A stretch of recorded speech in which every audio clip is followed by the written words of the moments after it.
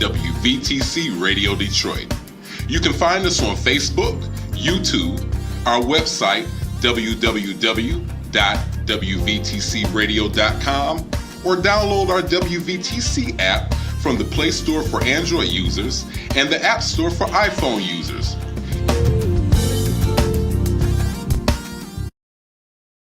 The views and opinions expressed on this broadcast are those of the authors and do not necessarily reflect the official policy or position of WVTC Radio Detroit, its advertisers, or affiliates. It's time. It's time. It's time for the wake-up call, y'all. Come on. Come on. Yeah, Come on. It's time for the wake-up call with Reverend Horace Sheffield and friends. Each and every Saturday from 8 a.m. to 10 a.m. right here on the WVTC Detroit Radio Network. Yep. Let's go. It's time. He's on the line. This is knowledge and power for every mankind. For every generation that's in these streets. We making sure you ain't walking in your sleep. We're in your town, your city and community, promoting good health, wealth, and unity. We educating everybody, y'all. Reverend Horace Sheffield, the wake-up call. It's for y'all. It's for y'all. Reverend Horace Sheffield, the wake-up call. It's for y'all. It's for y'all. Reverend Horace Sheffield. And now, Reverend Horace Sheffield. Close. It's close to this being the Ed Collins Show. We're happy to have Ed Collins back in the building. We're joined by two beautiful women of Dabo. We have Stephanie Pride along with Tashayla Coates that will be helping us on today. And as you can see that Reverend Sheffield isn't here. He is getting some much needed R&R. We want to send our prayers and thoughts out with him as he does that. As we're starting to do now, make it our custom every show, we want to start out with a brief prayer. So if you would all pray with us really quick. If you're driving, don't close your eyes. Keep your eyes open. The Bible says watch and pray. Dear Heavenly Father, we thank you, Lord God, for another day. We thank you for another Saturday on the wake-up call. We ask you, Lord God, to help, Lord God, this show to be productive. Bless all those that are here, those that might be on their way. We ask you to bless our visionary, Horace Sheffield, and his family. Bless his wife. Bless all the things that he's doing, things that we're doing here at Dabo. And again, our community that we serve and all those that are leadership, we bless, Lord God, you for all the things that you've done for us. In Jesus' name we pray. Everybody say Amen. All right, let's get it. Let's get it. Let's get it. Yeah, let's get Again, it. I want to say good morning to Shayla. I want to say good morning to Stephanie and Ed. And we want to send our prayers out, too, to our producer, Gerald, who I'm sure is listening and watching. Yeah. So we got to make sure we stay on our P's and Q's. We got a great show today, ladies and gentlemen. Big G. Yeah, I'm excited about the show today, actually. Me too. Me too. And All right. all the stuff happening at Hey, Dabo. me too, because there ain't nothing but women, boy. It's just two of us. So today we got Boy. Tashayla Coates is going to be talking to us about why waiting for perfection can kill your business. You know, she's our serial entrepreneur here. Also, we'll have Regina Woodard, the queen of car loans, and she'll be talking about negotiating a car lease. And then at 8:45, we have Marilyn Anderson, who's a registered dietitian and certified diabetes educator from DMC Hutzel University Diabetes Program. And that's very, very important. A lot of folks may not have diabetes or may have diabetes 1 or type 2. But a lot of folks, you go to the doctor, they always say you pre-what? Pre-diabetic. Oh, my goodness. So we want to make sure we get some information on using food as medicine, how to properly eat, weight loss, and controlling diabetes. That should be good. And then we're going to have Bobby Bitton here, who's going to be talking about domestic violence. She's also a domestic violence victim advocate. And also Felicia Berry, who's a behavioral health specialist. And I believe this is Domestic Violence Month. Is that correct? Yeah, it is. Yeah. And so we're going to be That's gonna talking be their about topic. these things, and hopefully we can provide some linkages to resources for all those who might know someone or might be experiencing or having some problems with domestic violence. Ed, Yes, sir. Yes, sir. got anything you want to add? I want to let you get the mic since it was supposed to be Ed the Collins show today. Well, I'm going to say, you said we have two beautiful women up here, and they are well educated, but these women fine, man. Just tell it like it is. Ooh, Ed been gone for a minute, y'all. Ed been gone for a minute. Hey, don't get bashful now. Thank you. No, that's humbling. You know, people don't have to be nice. Right. And so just by way of announcement, some of the things that we got going on here on October 28th. Everybody say October 28th. October 28th. We have our annual Halloween Eve program. We're going to have free candy here. We're going to have a haunted house, pumpkin bounce house, Smiley the Hip Hop Clown, game trucks. And we want you to come out. We're going to have free health screening. If you want more information about this, you can give us a call at 313-491-0003. That's 313-491-0003. Also, we have our community empowerment speaker series that's been great. Our last guest we had last week was Erica Alexander. We had a wonderful time. When I say that was so good. And people don't know that she's more than just an actress. She's Yes. an advocate. She's very intelligent, articulate, does a lot of activism in the community. And then we had our Afterglow down at One Mic. It was a wonderful fellowship. We had a really, really good time. Yeah. We have Keith Ellison, who's Minnesota's Attorney General and lead prosecutor in the George Floyd case. He'll be with us on November 8th. That's November 8th at the Bridge Center. That's 9928 Grand River Avenue. 9928 Grand River Avenue at 6 p.m. 6 p.m. we'll have him. And then our December guest will be Dr. Jamal Bryant. He's pastor of New Birth Baptist Church I'm excited about him. in Atlanta, Georgia. Yeah. He'll be here talking about where is the church in all of this. Mm-hmm. A lot of times we know the church is taking care of what they can within the four walls and doing the work, but Jesus didn't just preach to the people, he fed the people, all right? Mm-hmm. So where are we in our social aspect? So Dr. Jamal Bryant will be with us on December 13th. And all of our speaker series are on Wednesday. Everybody say Wednesday. Wednesday. At 6 o'clock. That's December 13th. We have our Wave Project. You want to talk about our Wave Project, Steph? Yeah, I love the Wave Project. We're excited about what we're able to offer in the community on Mondays at 8:30 a.m. right here at the Dabo Center. You can get a hot shower. And so what happens is the trailer pulls up. It's got 3 individual private, brand new built hot showers with an Insta-Hot system. So the water is hot. It's beautiful. Come out, and it's not just for homeless people. It's for anybody. You know, Right, something right. going on with your water, you can get a Yeah, hot shower. we have a large percentage of people that live in our in That's this right. area who don't have running water, ladies and gentlemen. Water should be a right that everybody has. It's a human right for everybody. Absolutely. Also, we have a partnership with Walgreens, and we're offering free vaccination clinic during the wake up call, and we want you to come out, and it's going to be on. Thank you so much. It's going to be on Saturday, November 4th and December 2nd from 8 a.m. to 12 p.m. Also on Wednesdays, November 1st and November 29th. And we want you to come out. We're going to be doing vaccines for COVID-19, for the flu, for shingles, pneumonia, and RSV. That's right here at 12048 Grand River on the corner of Wyoming. Bring your insurance card for billing, shingles, pneumonia, RSV. The other ones are free. If you want more information about this, give us a call at 313-491-0003. And again, we will be here on November 4th, 8 to 12, December 2nd from 8 to 12, Wednesday, 6 a.m. to 10 a.m., as well as the 29th of Wednesday from 6 a.m.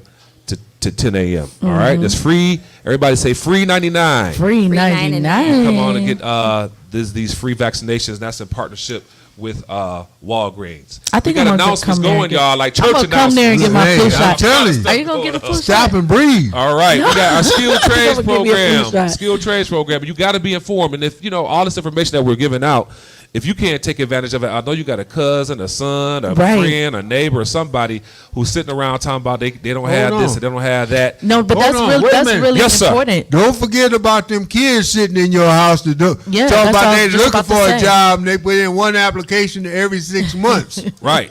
And so we do have opportunities. Charge So them rent. This again, we have another free program, tuition-free program. Dabo is partnered with Choose Healthy Life and WC3D. Is that how we say it now? Wayne County Community District. Skilled Trades Training Program. Tuition-free skilled training programs will be held at Wayne County Community College District. Come to the Sheffield Center and register. You must be 21 years old. Come on Tuesday or Thursday between 10 and 1. And we can get you more information about jobs they have, welding technology, commercial driver's license. That's some good money right there, y'all. Get your Yeah. CDL. That's a $75 billion industry. $75 billion $1 billion industry. industry.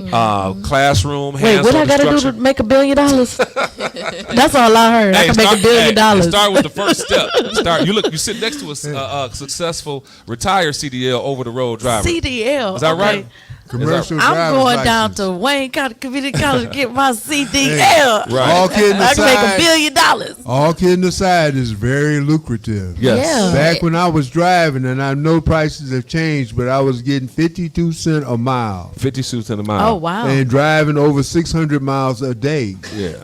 So you do the math. Yeah, and my grandfather, he You know didn't it's do over the ride. He was an increased now. aggregate hauler. He had 18 wheelers. He used to do asphalt and all that stuff. Matter of fact, he did the Jeffries. We used to drive over the bridge over Greenfield. He'd be down there. Now I'm gonna put you all up on game. Put us up on game. If you have a CDL, if you have a partner, a good friend that you talk them into doing it too, you can work as a team, and more than almost triple the amount of miles that you can put on a vehicle because you're not constricted by the time refrains. You overlap your time. There's a way to Right. work the system. Right. And you and your significant other, you all already like each other. Might as well make money together. All right. All How right. about that? All right. Well, you got to have a significant other and not significant others. Okay, and Leverett, Make sure you have that. All right. Leverett leave Freddie Krueger at home. Some of these. So, as they say in church, with all these announcements that I have, we got some more coming up. We want you to govern yourselves what? Accordingly. And make sure that you know what's going on. If you have more questions about what we have going on here, give us a call. 313-491-0003. 313-491-0003. Want to shout out Kelly Kales over there catering. We got biscuits, Come on. grits, and Salmon croquettes. for the $5 discount. Come on down. If you're driving by, it's raining out. You can come on, get some biscuits, some grits. Hey, some we got grits. hot coffee too, so it's kind We of got hot chilly out. coffee. We got orange juice. We got water. We got what you need. So all you Uber drivers, Lyft drivers, some of y'all doing Uber and Lyft, getting that money like Leverett. And so we want to make sure that we are taking care of our community. And we have some more announcements coming up later on. But we're going to go ahead and start with the run of the show. And we're going to go with Tashayla Coates. Tashayla, welcome to the show. Thank you. Good morning. Welcome back. Come on, give Thank you. Tashayla a proper back. introduction. Tashayla Coates is the owner of Coates Communications. Yeah. She's not the owner. she's- She's the founder, too. Well, hey, you say And the not just a CEO. member? And the CFO. Right. And the But COO. the whole point of the matter is, All of that. it is our pleasure, our esteemed pleasure, and we're very grateful to have her as part of our Dabo family Absolutely. team. Absolutely. Thank you. You guys perk your ears up because she's always got some type of information to share, and I've been around the block, and I'm always learning something new.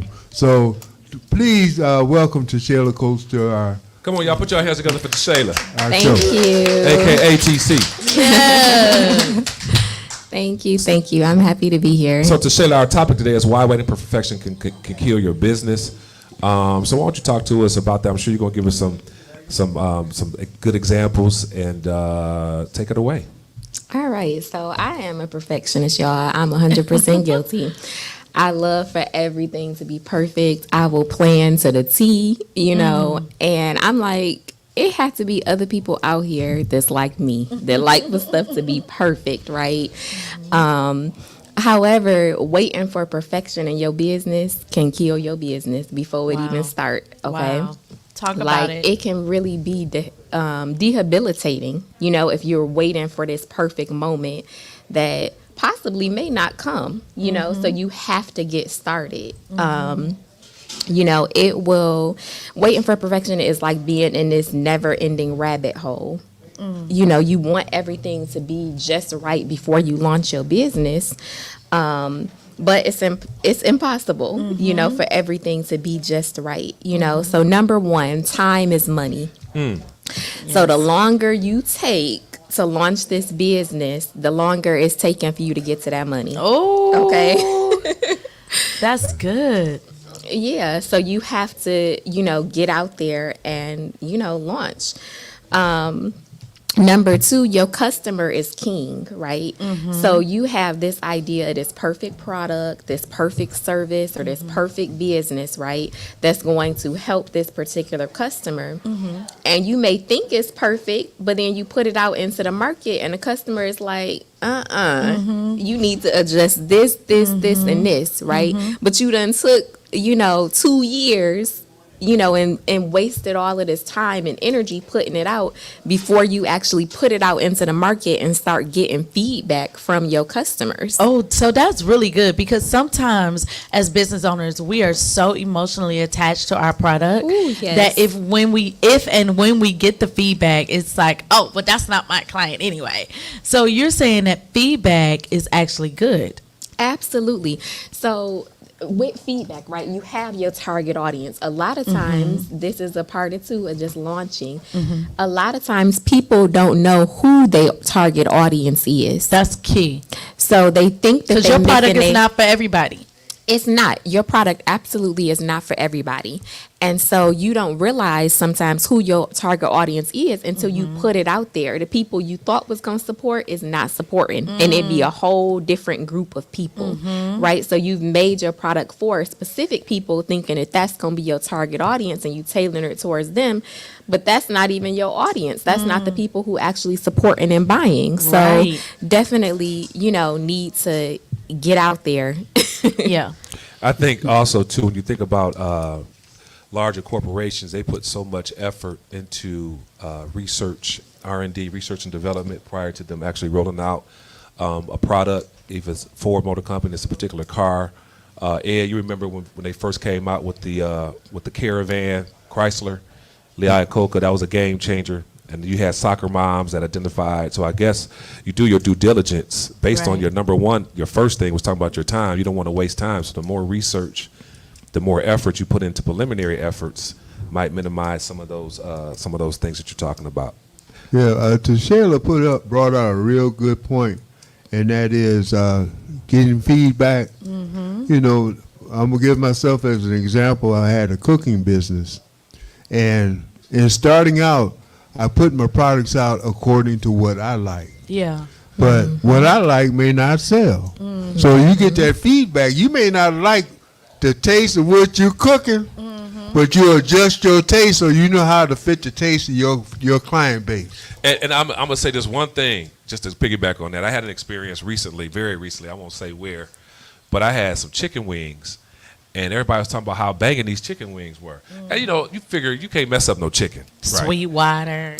But I had these chicken wings. They had the garlic was so heavy, and the garlic was so heavy that I didn't have a good experience. I'm gonna figure it out. But to your point though, about how somebody must like it. There you go. And so where I felt like it was my responsibility to let the people know that. This is horrible. I want to say that this is horrible. Their wings were not for you, but how many other people liked it? Yeah, so I was just like, I just won't order this anymore because they do have other things that are good. But when I tell you that thing didn't agree with me, sometimes they will take it off the menu because they'll say, "Hey, it's not selling." No. Because I'm gonna Popeyes to bring me back my that's like strawberry walking biscuit. into a Where is room. that at? And women, you're notorious for this. You walk into a room and one person out of a whole crowd say they don't like what you got on. Walk slow. You'll go home and change. Oh, now everybody else, I ain't changing. fine with it. Walk slow. Ladies and gentlemen, those expressions that are given by Ed Collins are not part of views and opinions. All right, but to the original point, I'm gonna give you everybody a visual image about trying to seek perfection. You're walking in, you're in the park, and you see $100 bill on the ground, and you sit and try to decide which way you're going to approach that $100 bill.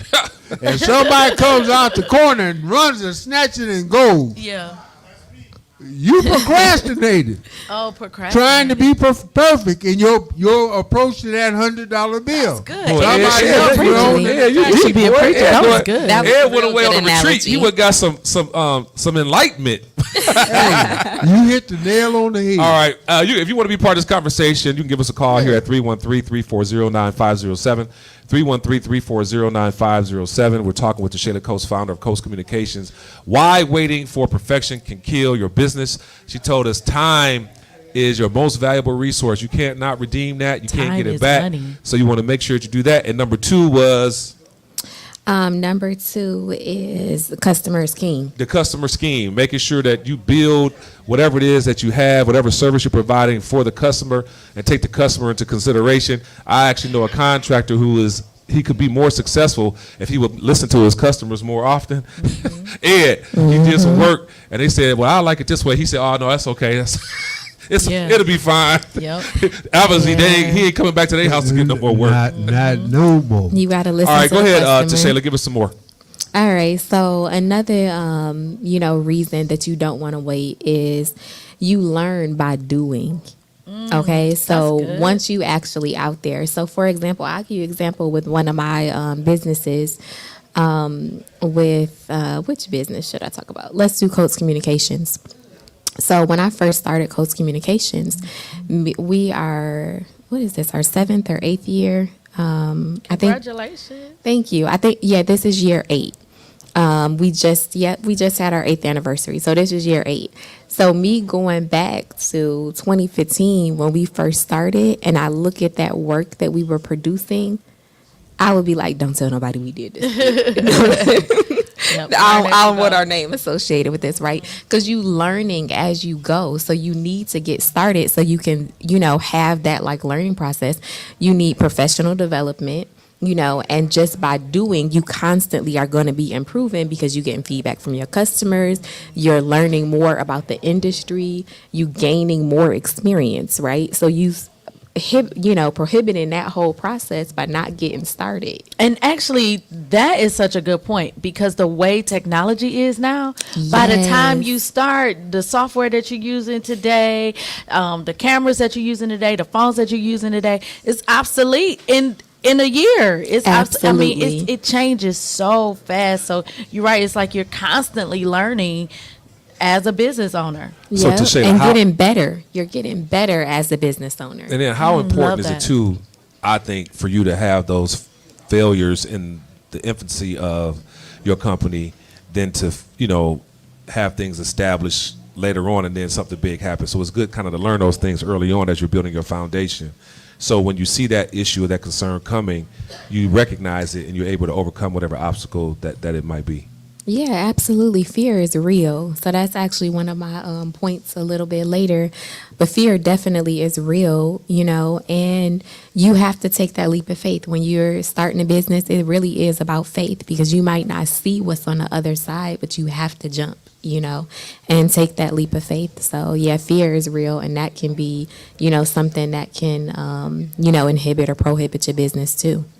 All right, as I stated earlier, we're talking to Shayla Coates, founder of Coates Communications, and I didn't mention this, but you can listen to us on WLQV 92.7 FM. That's WLQV 92.7 FM, or 1500 AM on the AM dial, 1500 AM, and we're also on YouTube, and you can go to the Wake Up Call on YouTube, or you can go to WVTCDetroit.com. Hey, everybody WVTC online, Detroit, what's up? and you can watch us that way as well. So again, we are getting some valuable And information. put some comments in the box too, David. Yeah, put some comments in the box in the Facebook, chat, and yeah. Stephanie will recognize you and shout out to you and all that good stuff.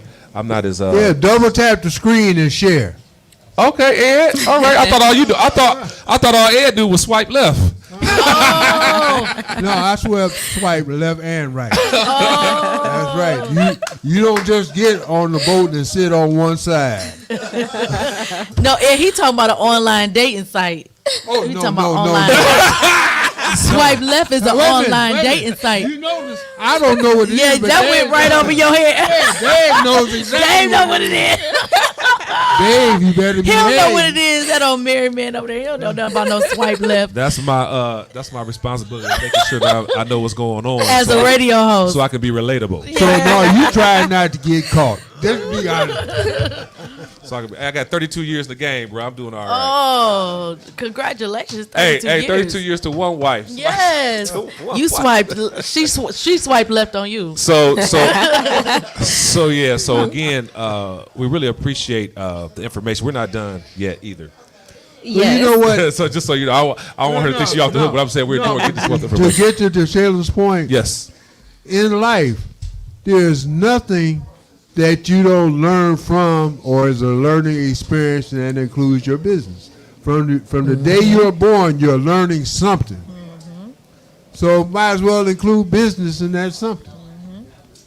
Well, Ed, again, I just want to acknowledge the fact that you were gone for 2 weeks, and I believe that this this quest for enlightenment is. Truth of the story, I was in jail. For what? Hey, Sonny, you can get enlightenment there too, you know. Hey, Malcolm X was in jail, and you know. You had some reflection time. You had some good time there. So, all right, waiting for perfection can kill your business. Let's get back on task before Bishop calls and get somebody. Yeah, so we have 1, 2, 3. I think we're on number 4. Cracking out. Go ahead, Shayla. Yeah, so we kind of went through some of the things, that are signs that you're a perfectionist, right? So if you're doing any of those things, here are a few tips to help you kind of overcome that perfectionism, right? Because we don't want it to, cause a paralysis in your business. So I use this term, analysis paralysis. So we can become such overanalyzers, where you end up literally going full circle, well, should I do this? Should I do that? Should I do this? And it's like, make a decision and make it quickly, right? Make the decision, make it quickly, and put it out into the market. And then it's going to, go through that feedback cycle, right? So you just don't want to waste time. You have to start somewhere. I'm a woman of faith, and, the Bible says that, faith without works is dead. Come on, preacher. Okay. So you got to launch. You got to do it. Just do it. Okay. God is not going to desert you on your journey. He'll give you wisdom along the way if you ask for it, So definitely, you have to start somewhere and then overcome that analysis paralysis. Analysis paralysis. You know what? Before we even let Shayla get away, please, Shayla, let us know how to get in contact with you. Yep. So you can reach me. Email probably will be best. info@askeverydayshay.com. I do a coaching program for women.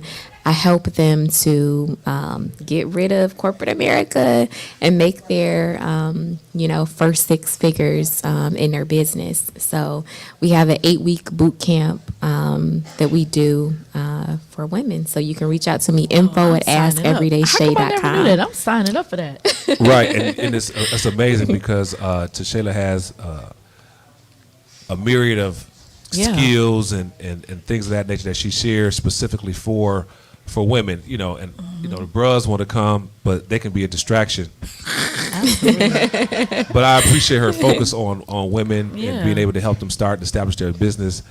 Being in a society where men pretty much get, as it relates to business, a lot of the tools and things like that are probably built for men. But she has a unique way of tutoring and mentoring and helping you get the results that you need as it relates to business. So again, we appreciate what she's doing. Shayla is responsible for all of our social media, all of our media, all of our communications here at Detroit Association of Business Organizations.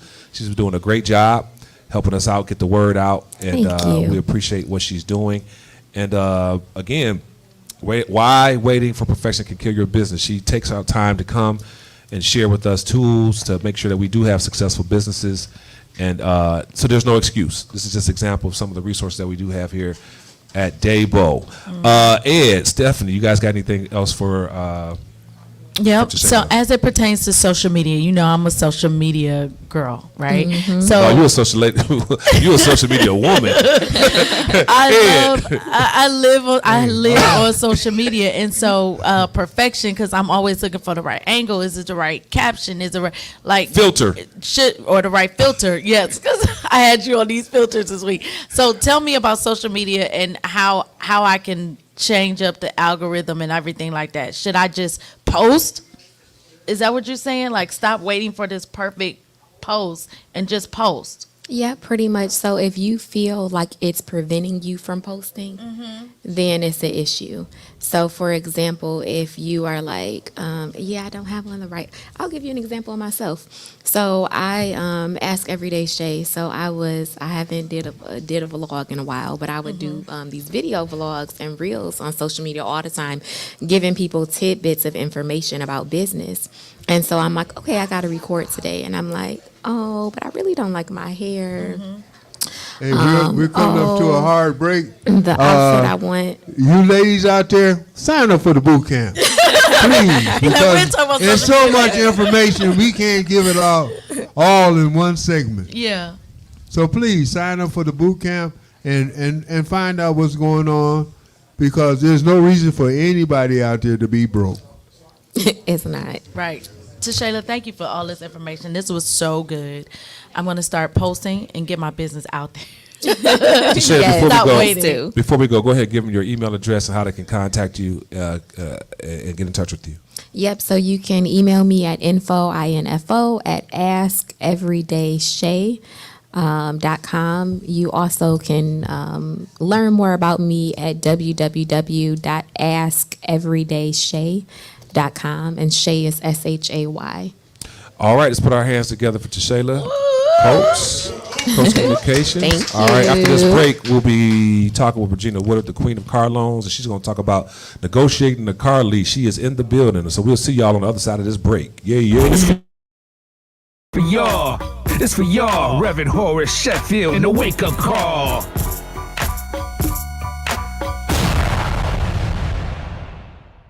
It's the wake-up call with Reverend Horace Sheffield.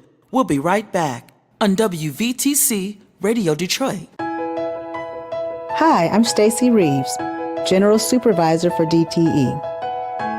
As part of our plan to make your power more reliable, we're installing new smart technology. When it's up and running, our smart grid will have fewer and shorter power interruptions. Our crews are out every day doing everything in their power to deliver the reliability you deserve. DTE. Hey, this is City Council President Mary Sheffield. I get my Saturday morning wake-up call from my dad, Reverend Horace Sheffield. What up, though? It's your girl T-Barb, and I get my morning call with Reverend Sheffield. Make sure y'all tune in every Saturday morning. It's good. Every Saturday morning at 8 a.m. on 1500 AM or 92.7 FM. The wake-up call to the Reverend Horace Sheffield. At the Detroit Water and Sewerage Department, we're working hard to protect pipes by cleaning public sewer lines to reduce flooding and speeding up the replacement of lead service lines. Protect your pipes with 3 easy tips. Pour grease into containers, toss wipes in the trash can, and check for running toilets, leaky pipes, and dripping faucets. For more tips, go to detroitmi.gov/protect pipes. DWSD, working hard to protect pipes for you. Peace and quiet. Whoever you are, sooner or later, you're going to need some. If only there was a beautiful place just minutes from where you live, where you'll find a perfect little piece of peace and quiet. Turns out there is. Your Huron-Clinton Metro Parks. With 25,000 acres, there's plenty of peace and quiet to go around. They're your Metro Parks. Come see what all the noise is about. Learn more at metroparks.com. I'm Wayne County Treasurer Eric Sabree. We are living through unprecedented times. As a result, the Michigan Homeowner Assistance Fund was created. This fund, administered by the state of Michigan, is designed to help homeowners cope with pandemic-related hardships, such as delinquent property taxes. Residents may apply for up to $25,000 to help cover 2019, 2020, and 2021 tax years. Previous year's taxes must be paid in full or in a payment agreement with the Treasurer's Office. Eligible homeowners must have a qualified financial hardship that occurred on or after January 21st, 2020. You must currently own and occupy your home as your primary residence and must have owned it since January 21st, 2020. To see if you qualify, please visit waynemetro.org, call 313-388-9799, or email textinfo@waynecounty.com. We're here to help. Are you ready to fight to end police violence? Don't miss Keith Ellison, Minnesota Attorney General and lead prosecutor in the George Floyd case, as he speaks at Dabo's Community Empowerment Speaker Series. Ellison will address Breaking the Wheel, Ending the Cycle of Police Violence on November 8th at 6 p.m. at the Bridge Center on Grand River and Livernois. Don't miss this opportunity to hear from someone on the front lines of the fight for justice. Visit DaboDetroit.eventbrite.com to get your free ticket today. From the cotton fields of Mississippi to the highest halls of education around the United States of America, Junebug is a story of inspiration that proves that hard work and perseverance is the answer to anyone's dreams and aspirations to make them come true. Go to MississippiJunebug.net and order your copy today. Junebug, the novel by Wilson Edward Reed. This ain't no joke, you gotta vote. This ain't no joke, you gotta vote. This ain't no joke, you gotta vote. This ain't no joke, you gotta vote. It's for y'all. It's for y'all. Reverend Horace Sheffield and the wake-up call. River, put in your Google Maps or whatever you need to put in and get on down here, get some of this free breakfast. We got biscuits, grits, and salmon croquettes. And earlier we talked with Shayla Coates, and she shared with us why waiting for perfection can kill your business. Wonderful, wonderful, wonderful interview. There was some valuable information that we can use, and not only for entrepreneurs, take care of your business. Stop waiting for perfection to pay your bills and get your credit straight. Go ahead and take the first step and get those things straight, and then maybe you can go see our next guest and get you a car. Get you together. Let's welcome to the show Regina Woodard, the Queen of Car Loans, our friend, our partner. Good morning, good morning. Helping us get off our heels and getting some wheels. I've been hanging around Sheffield too long. Good morning, Regina. Good morning. How are you? I'm good. Thanks for having me. Good. You got a nice crew, beautiful crew this morning. You guys ready to go? you. When I walked in, I felt the energy in the building. Yeah. I'm trying to tell you. It's all the way up today. Good. So you're here to talk to us about negotiating a car lease. Yes, I am. And so I know I want a car. I want to lease a car, but I got to come up. The one I want to get the note that I want, I got to come up with $4,000. And every time I get there, my wife does something or something like that. No, Blame it on the wife. So go ahead, talk us about negotiating the car lease. Yeah, Regina, I'm interested to see what you have to say. I'm interested in your title, negotiating car lease. I didn't even know it was room for negotiation. I ain't never negotiated with a car lease. Come on, give it to us. Come on now, it's always room to negotiate, even when you think it's not room for negotiation. But when we're talking about negotiating car lease, I want to say that sometimes, and I hope my Joe Longhammer's not listening to this, but and not getting the playback, but sometimes negotiating the best time for the car lease is toward the end of the month, because we have goals that you think that we don't have. You're coming in, you're thinking about, hey, I want to get this car, it's the right time. But sometimes the best time is toward the end of the month. And the reason I say that, anybody want to know why I say that? Why you say that? Number one is because, we have goals. I'm a salesperson, but I used to be a finance manager, but we all have individual goals. So whether I need to sell 20 cars a month, 25 cars a month, or 15, I have numbers I need to reach to. And when we're trying to get to our goals, we reach more into our pocket. Not your pocket, but our pocket, which means our profit. So you have to be always thinking. And the one thing I want to say about a great salesperson or a great finance manager, anybody that's great in sales, is that we ask for the sale in more than one way. Okay. When I ask you a question, I ask you a question, the same question in different terms, meaning that when you see a price in the paper, on the internet, or just on a commercial, know that payment does not include tax, and it includes money down, right? Because that's the proof we want to. That's the purpose of getting you in the door. But it may be things that you don't qualify. For instance, you may not qualify for lease loyalty because you're not in a current lease right now, right? But then they say, well, you need to be in a current lease and you're not.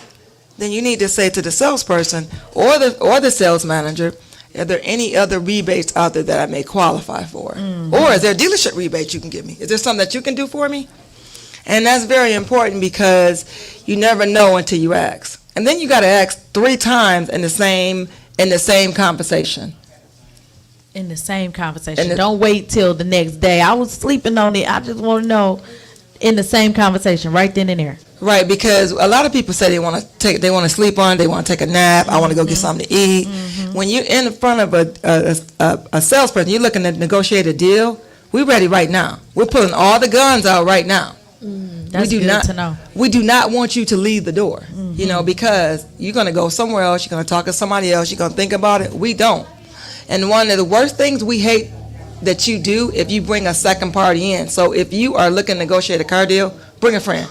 You know how you call a friend? Yeah. Bring a friend. Because we know that that person is going to help you make that decision. And if y'all leave together, we have nothing. Bring a friend. All right, so you can, and so not only does it not include taxes, what is this? Taxes, title, and down payment. Something else that's in there when down payment. We're talking about that. Yeah, she was saying that the down payment doesn't include the additional thing, or if you're least loyalty person. If you don't qualify. And then too, what about your the mileage? I mean, the mileage determines if you get 10, 12, or 15,000 miles or whatever per year. That has something to do with it too. Well, yes, that does have something to do with it. But a lot of people don't understand that when you're looking to lease a car, you need to think about how many miles you're going to be traveling. You got to think about your day-to-day activities. You got to think about your trip that you're going to be taking in the next 6 months or next year or maybe even 2 years. Even a trip you might not even think of, because once you sign that contract, that's it. You know, you can't go back. Oh, I need 10,000. I need 12. I need 15. So the thing is, you need to look at your whole schedule, your previous schedule in the last couple of years too. How did you travel? How did you move? You know, where you going? Because again, once you sign that contract, that's it. We're talking with Regina Woodard, the Queen of Car Loans. You can give us a call, 313-340-9507, 313-340-9507. She has been doing this for a long time. She ain't nothing but like 27, 28. So I thought I was 21 when I woke up. Very knowledgeable, and you know it's wonderful to have, like Ed said, to have all these not only beautiful but intelligent women putting us up on game, sharing with us resources and how we can have a better quality of life. You know, and I just, like I told y'all earlier, I've been married for 32 years, and I'm just gonna be 100% honest. In them 32 years, and bills wasn't getting paid or something wasn't nothing right in the house. Ed,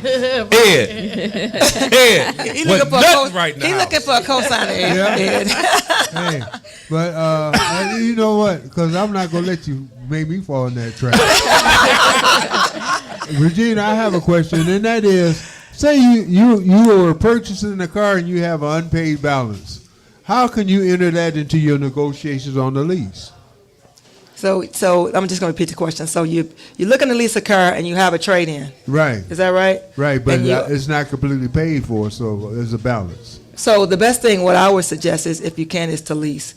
Because what's going to happen is, I'm going to make it very simple because I like things simple. Okay, so if you owe $12,000 on your car and they only give you $10,000, so that I would say you roll that $2,000 into your lease, right? You can roll into your lease payment. Your payment's going to go up, but you get rid of that negative equity within that at the end of that lease. Or you can just take cash out your pocket if you have it and pay the $2,000 off for the money that you owe on the car. Or you negotiate and you say, you know what? How about you give me a little bit more for my trade? So we can't. So hold on. So you should do your homework on your trade before you get to the dealership. By meaning going to a couple places, 2 or 3 places, to actually see whether you can get more for that trade. Because we're going to give you one figure, but we always have room for a little bit more, even though we may say no. So that's about asking again. In a different sentence, a different paragraph, a different conversation within that same sit down. Can you get me more for my trade? Or can you bring that used car manager over? I need to get another $1,000 for my trade. What do we need to do? Yeah, what do we need to do to get in contact with Regina the Queen? You know what? The great thing what you can do 24 hours a day is go to my website, reginathequeenofcarloans.com. Now I sell new Chevys, new Buick, GMC, and we have a Ford store now. Not Lincoln, but we have a Ford store. So if you go to my website, look for inventory, you put in what you want, it'll pop up for as a new vehicle, but I also sell pre-owned vehicles too. But then I specialize with customers that have bruised credit. People like to say bad, but I like to say bruised. That's 70-80% That's of my bruised customers. credit, not beat up credit. No, it actually is beat up. Actually, it is beat up credit. Oh, beat up credit? But if I can't help you, then I'm going to put you in the path of getting your credit together to get into that car of your dreams. All right. We are again talking with Regina Woodard, Queen of Car Loans, about getting your negotiation together when you go lease a car. So even when it comes to buying a car or anything related to purchasing a vehicle, it sounds like we need to do our homework first before we go. And here at Daybo, we talk about you being your own advocate as it relates to your health and things. But it sounds like you got to be able to articulate yourself when you go to this particular in this situation too. You go get a car. And I'll tell you a quick story. I bought my first car with nobody. And they saw me coming in. I was green as I don't know what. Working at Ford, good They said, credit. look at that. You know what they said? They said, look at that fool. Yeah, Look at that fool. That's what they said. In their mind. That's not nice, but that's what they said. I was working at Ford. At Ford, and I walked in, and I didn't know no better. I went to the used car lot. Okay. I saw this red 1994 SHO, gray leather seats. It's like, I want that right there. The guy was like, come on, sit down. Fill out the application. I got approved. He said, you need to put $400 down. I said, I want $400 cash. Here I go. Put it out, gave it to her, and I walked out with the car or whatever, and I saw her take the cash and put it like in this drawer or something like that. This happened and you got no receipt. Listen. So you watched them put the cash in Wait. Not only that. This was at no receipt. This was at a real dealership. This wasn't even no B-lot. This was at the dealership, a real dealership. And so I got the car, whatever the case was. It was a nice car. I think it was like 12 or 13% interest. I went home. My wife was like, you big dummy. And then my boy, who actually works for a dealership, he said, nah, man. He said, dog, he put that $400 in his pocket. He did. Or whatever the case is. But I'm saying, if you don't know, you don't know. So you need to know what you're doing so you won't be taken advantage of. That guy was $400, not $4,000. How long ago was that, Dave? I'm sorry? How long ago was that? That was 1994. You still ain't learned that. But I think the whole process is getting. That's the reason why I come on the show every month, is to let you know that you have me out there, you have individuals out there that walk you through the process. Because it doesn't matter how old you are, how young you are, it doesn't matter. You have questions. So don't think a dumb question is not.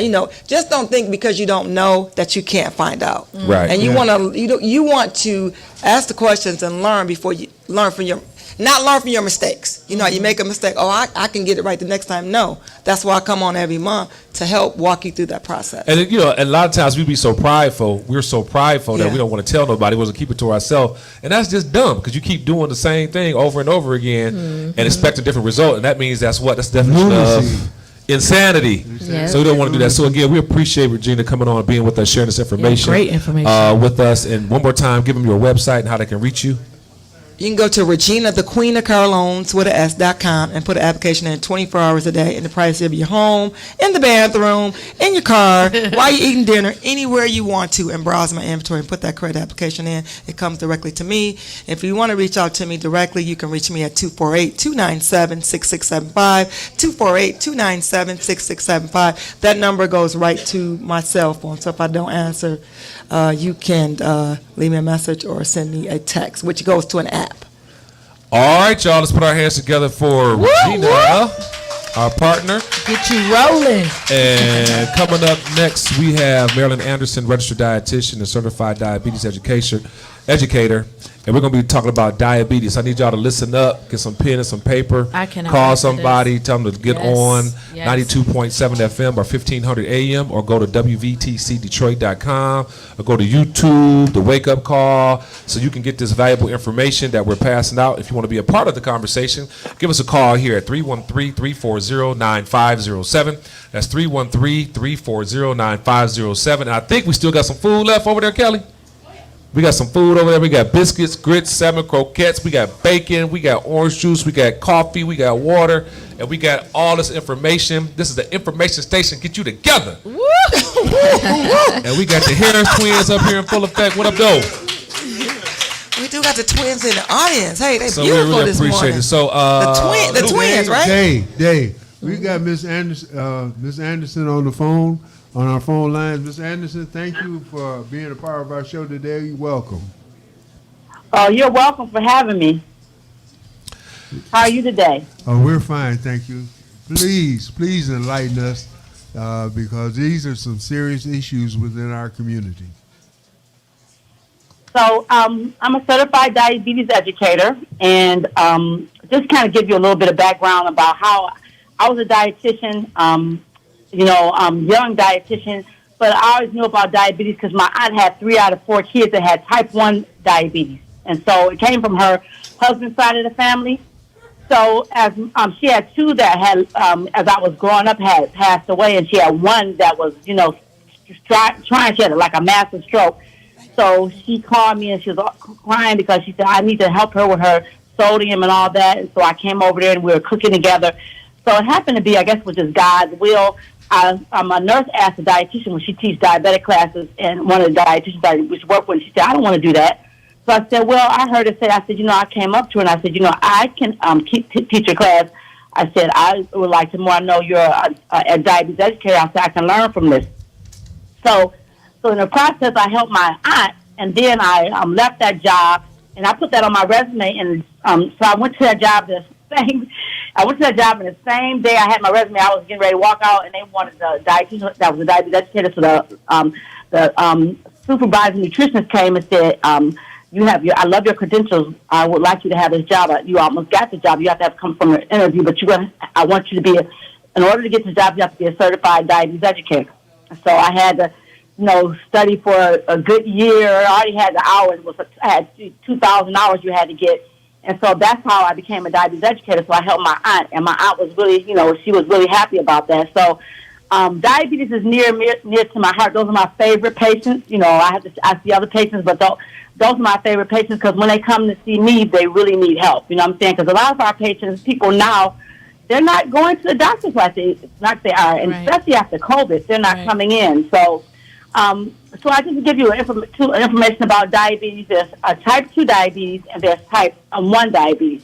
So that's what my cousins had. They had type 1. And type 1 is when they don't have any insulin production. Usually it comes from a virus that they had, which we have our pancreas has beta cells that produce insulin, so that a virus attacks that cell, so they have to have insulin for the rest of their life. They can't have any medicine, any pills or anything like that. And they're usually young, but you can have anybody at any age can have it if they have a bad virus. So you can have it usually when they're young because they're more exposed to viruses. But I had a 71-year-old man that had a virus, and he became type 1 diabetic. Now, type 2 diabetes is when type 1 can be in your genes too, but it's not as common as type 2 being in your genes. But type 2 is in your genes. Usually, mother, brother, sister. Aunt has it, and what happens is, especially African Americans, and as the weight starts creeping up, I tell my patients that's when that gene kind of comes out, and says, okay, I'm gaining too much weight, so here's your type 2 diabetes. So I always tell my patients, if you keep a reasonable weight or ideal body weight, you're more likely not to get type 2 diabetes. But I do have some type 2 diabetics that are real thin, so we kind of call them type 1.5 because they got characteristics of type 1 and they got characteristics of type 2, and that's kind of rare, but that can happen as well. So my type 2 patients, that's a majority of my clients that I see are type 2. So what we tell them to do is, come to an education program, which only 25% of our population gets that program. 75% of people are wandering out there with diabetes and don't know how to, control it or don't even know how to eat. So we have them come to our program. It's a comprehensive program. We give them assessment. So the first time that they come in, they see me and my coworker. She's a nurse. She's a certified diabetes educator as well. So she gets history from them, the medications, and then, what I do, I get all their medications and their history. I ask them, I do a diet history right then and there because I need to know what they're doing. Some people will just give them a plate method. I want to know how you're eating, how you can to be this way. So I will ask them what their height, their weight is. I'm going to look at their, if they have any food allergies. I'm going to look at what kind of meals are they eating. Are you skipping meals? Are you eating snacks? And I put all that in. I calculate their calorie needs out, and then at that, it's like about a half hour, 40 minutes that I see them, I give them an easy meal plan to follow. And then when they come, so at the end, I schedule them into classes. And so when they come into the class, they'll see the nurse for 2 classes, and then they'll see me for 1 class, so it's 3 classes. And it's a 2-hour class for each one of these classes. And then they come back to see me again for medical nutrition therapy to get A. Because after they learn everything in class, I tell them, then you'll be ready for this more extensive meal plan. So, right, that's a lot. So Marilyn. So listen, so we know that there's a difference between type 1 and type 2. So tell us, when you talk about controlling diabetes, what are some of the foods that we should stop eating immediately? Well, you know what it is with we're certified diabetes educators. We're a little different than the regular ones. So we tell people all things in moderation. But what I tell my patients immediately stop doing is drinking that pop, regular pop. You know, because they drink a lot. And that's like a meal. People don't realize like a 20-ounce Coke or Sprite or whatever. That's like a meal of carbohydrates. You know what I'm saying? Wow. And then they go ahead and eat their food. So here they're having like 100 or 200 grams of carbohydrate at their meals. You know what I'm trying to say? Along because of that soda. And I have patients that will drink a 2-liter pop in one day or 2 2-liter pops in one day. Oh, and then, you know, and so that's what and then also I tell my patients, snacking has got out of control. People they will skip their meals, eat one meal and they'll snack. And we'll stop at the gas station and get snacks, Okay, all throughout the day. So they never learn their hunger cues. Because you're really supposed to, what we tell our patients to do, especially because we're trying to get their blood sugars down after their meals, in control after their meals. So, and I also need to mention that I'm from the Detroit Medical Center. They just texted me. Right. You know what, Ms. Anderson, I was going to say Detroit Medical Center, so I want you to know I'm a diabetes educator at the Detroit Medical Center. So we're going to take a break. We're going to come back on the other side of this break and talk some more with you. And we're talking with Marilyn Anderson. Oh, I'm sorry. We got 4 minutes. Marilyn. Well, we're talking with Marilyn Anderson, registered dietitian from certified diabetes educator from DMC Hutzel University Diabetes Program, and we're talking about food as medicine, how to eat properly, weight loss, and controlling diabetes. And so we do have 3 more minutes, so we'll let you continue. I have Anderson. a question for you, Ms. Go ahead, Anderson. Ms. Coates. So can you talk about the importance of going to see a dietitian versus your primary care physician?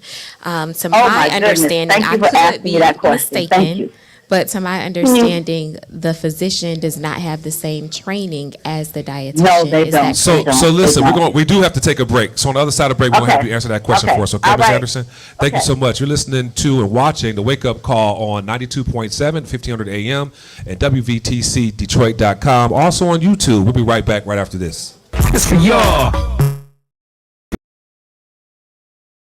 It's for y'all, Reverend Horace Sheffield in the Wake Up Call.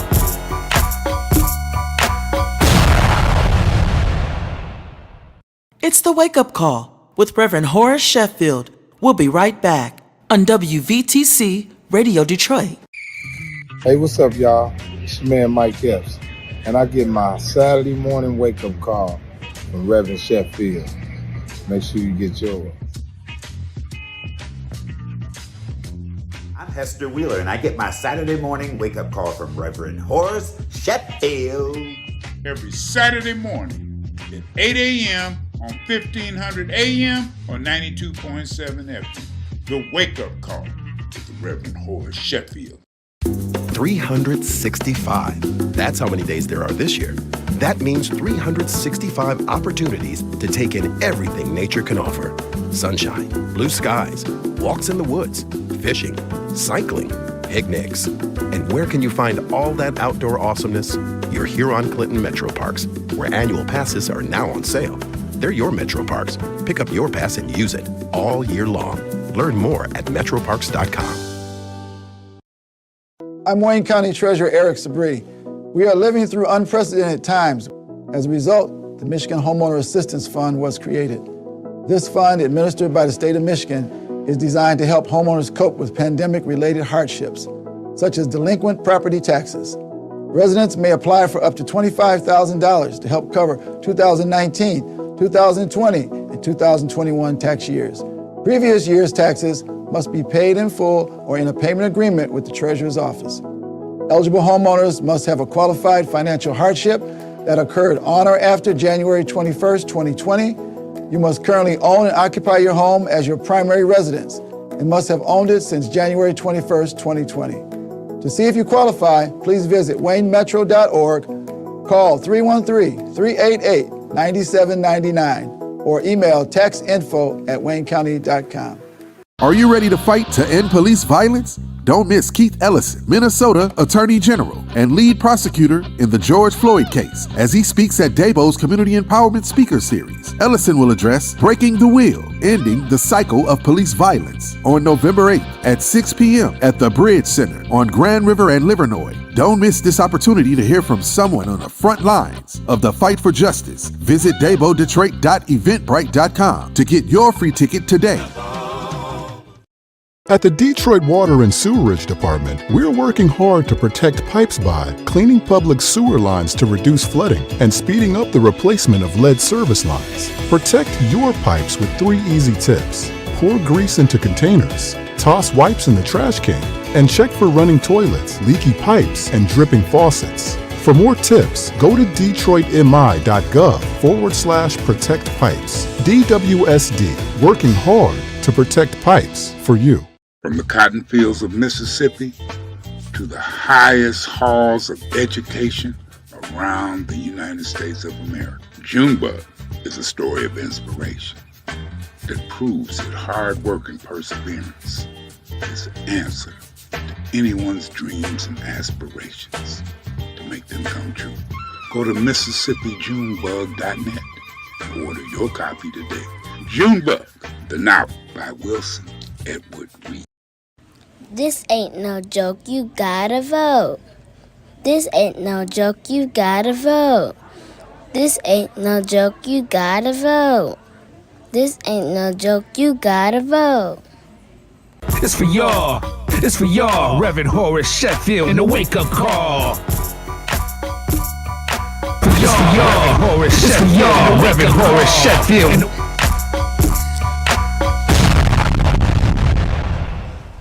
All right, we are back. We're back on a wake-up call. Today we have Marilyn Anderson. She is a registered dietitian and certified diabetes educator at DMC Hutzel.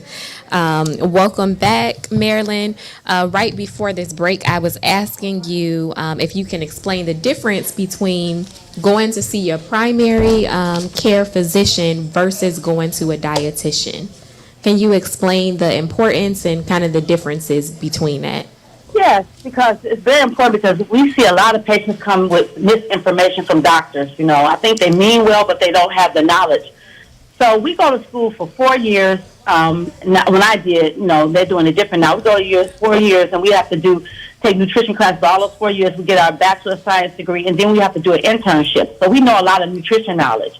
Now the dietitians are having to go to school for 4 years, go to get their master's degree, and go do their internship. So they got to have 7 years of school now. I'm grandfathered in. So the doctors don't know. They don't take any nutrition classes. So they'll tell my patients, don't eat any carbs. Don't eat anything. Don't eat any potatoes. Eat more rice. And really, to tell you the truth, that's the opposite because rice has more carbohydrates than potatoes do. So what we do with our patients, we tell them how to carb count. You know, we tell them how many carbs they should have at a meal, at breakfast, lunch, and dinner, and we tell them how much they should have at their snack. And then we also have to look at other comorbidities that they may have. They may have hypertension, so we have to talk to them about how to control their sodium. Also, a lot of diabetics have high cholesterol. A lot of them do. So we also have to talk to them about what are fasts that you should avoid and what are fasts that you should have more of. And so they don't have that, and they don't have wheat. So when they see us our first time, the patient has an hour, usually more, hour and 10 minutes, because they see us for an hour at that time. They see me for 40 minutes, and then they come to classes. They see each one of us for 2 hours in the class. And then they come back to see me again for another hour, and then they can come back another 2 more hours that year to see me. So they have a lot of interaction with the dietitian, whereas the doctor only comes in for about 10 minutes and tells them stuff and says, oh, you need to lose weight, or you need to stop eating your carbs. And then my patients get very confused, and then they come to me, and then I have to, whatever the doctor tells them, I have to dispel what the doctor tells them and tell them no, that they don't know anything about nutrition. I said, they're trying to help you, but they don't know. And I said, sometimes professions do put their own spin on it. I had one patient told me the doctor told her she needed to go become a vegetarian. I said, well, do you want to become a vegetarian? She said, no, I don't want to be a vegetarian. She said, I said, well, you don't have to be a vegetarian to control your blood sugar.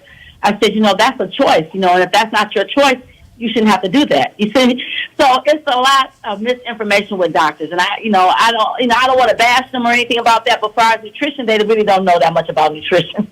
That's good. So you just talked about being vegetarian. So, question: right now is so it's popular on social media and about vegan, vegetarian, and plant-based. Can you kind of speak to those, fads? Is this, it sounds like this is a personal decision, or would you ever recommend for someone to be, plant-based or any of these Well, this is the thing. Some people have aversions. Some people have aversions to meat, and they don't want to have meat. And some people do, like they have a tick out now that they found out that you can eat poultry, but with this tick you can't eat meat like pork and beef. And because this tick causes that metabolism to go awry, so they get real sick when they eat meat. So those kind of people, they definitely would, but they still could eat chicken and fish. But I do have some people that, their family. I have people from India. They are vegetarian. So I will, talk to them about that, and I will tell them, I will tell them about the vegan. The best one is the lacto ovo, because they get, when you're vegetarian, you don't get all your essential amino acids, which builds your protein. So if you're lacking in that, you can have, your skin can get pallor. Your hair can come out. I had one lady came to me. She was trying to do a vegan diet, and she had a big bald spot in the top of her head, and her hair looks all like, just dry. And so you have to be able to do it right. But if a vegan does it right, they have to have essential. They have to have proteins that have more vegetables that have more protein, like your beans, like your black-eyed peas or pinto beans. They have to have that kind of stuff every day. But some people will just become a vegetarian and say, well, I can just not eat meat, and I don't have to worry about, and I don't like beans, and I just eat other stuff, and then I'll be okay. So you can be a vegetarian healthy, but it's a choice. Not everybody wants to be a vegetarian. So I tell people, now there's another kind of a vegetarian. It's called a flexitarian. And I say my mother kind of did that. I always think she had was a little bit of salt pork. Sometimes my mother would give us beans, sweet potatoes, and cornbread, and black-eyed peas, and that's all we'd have. Now, she seasoned it with a little bit of salt pork, but that was it. So I told her that was a little vegetarian meal. But, so if you don't want to, be a full-blown vegetarian, then you can be a flexitarian, where you can, like, maybe 2 days off the week or 3 days off the week, you can eat meat, and then the rest of the days you can do plant-based. So that's another one that they have out now. That's a newer one. The lacto ovo, they give their essential amino acids to build their protein, because they get it from eggs and cheese and milk, because they can have those things.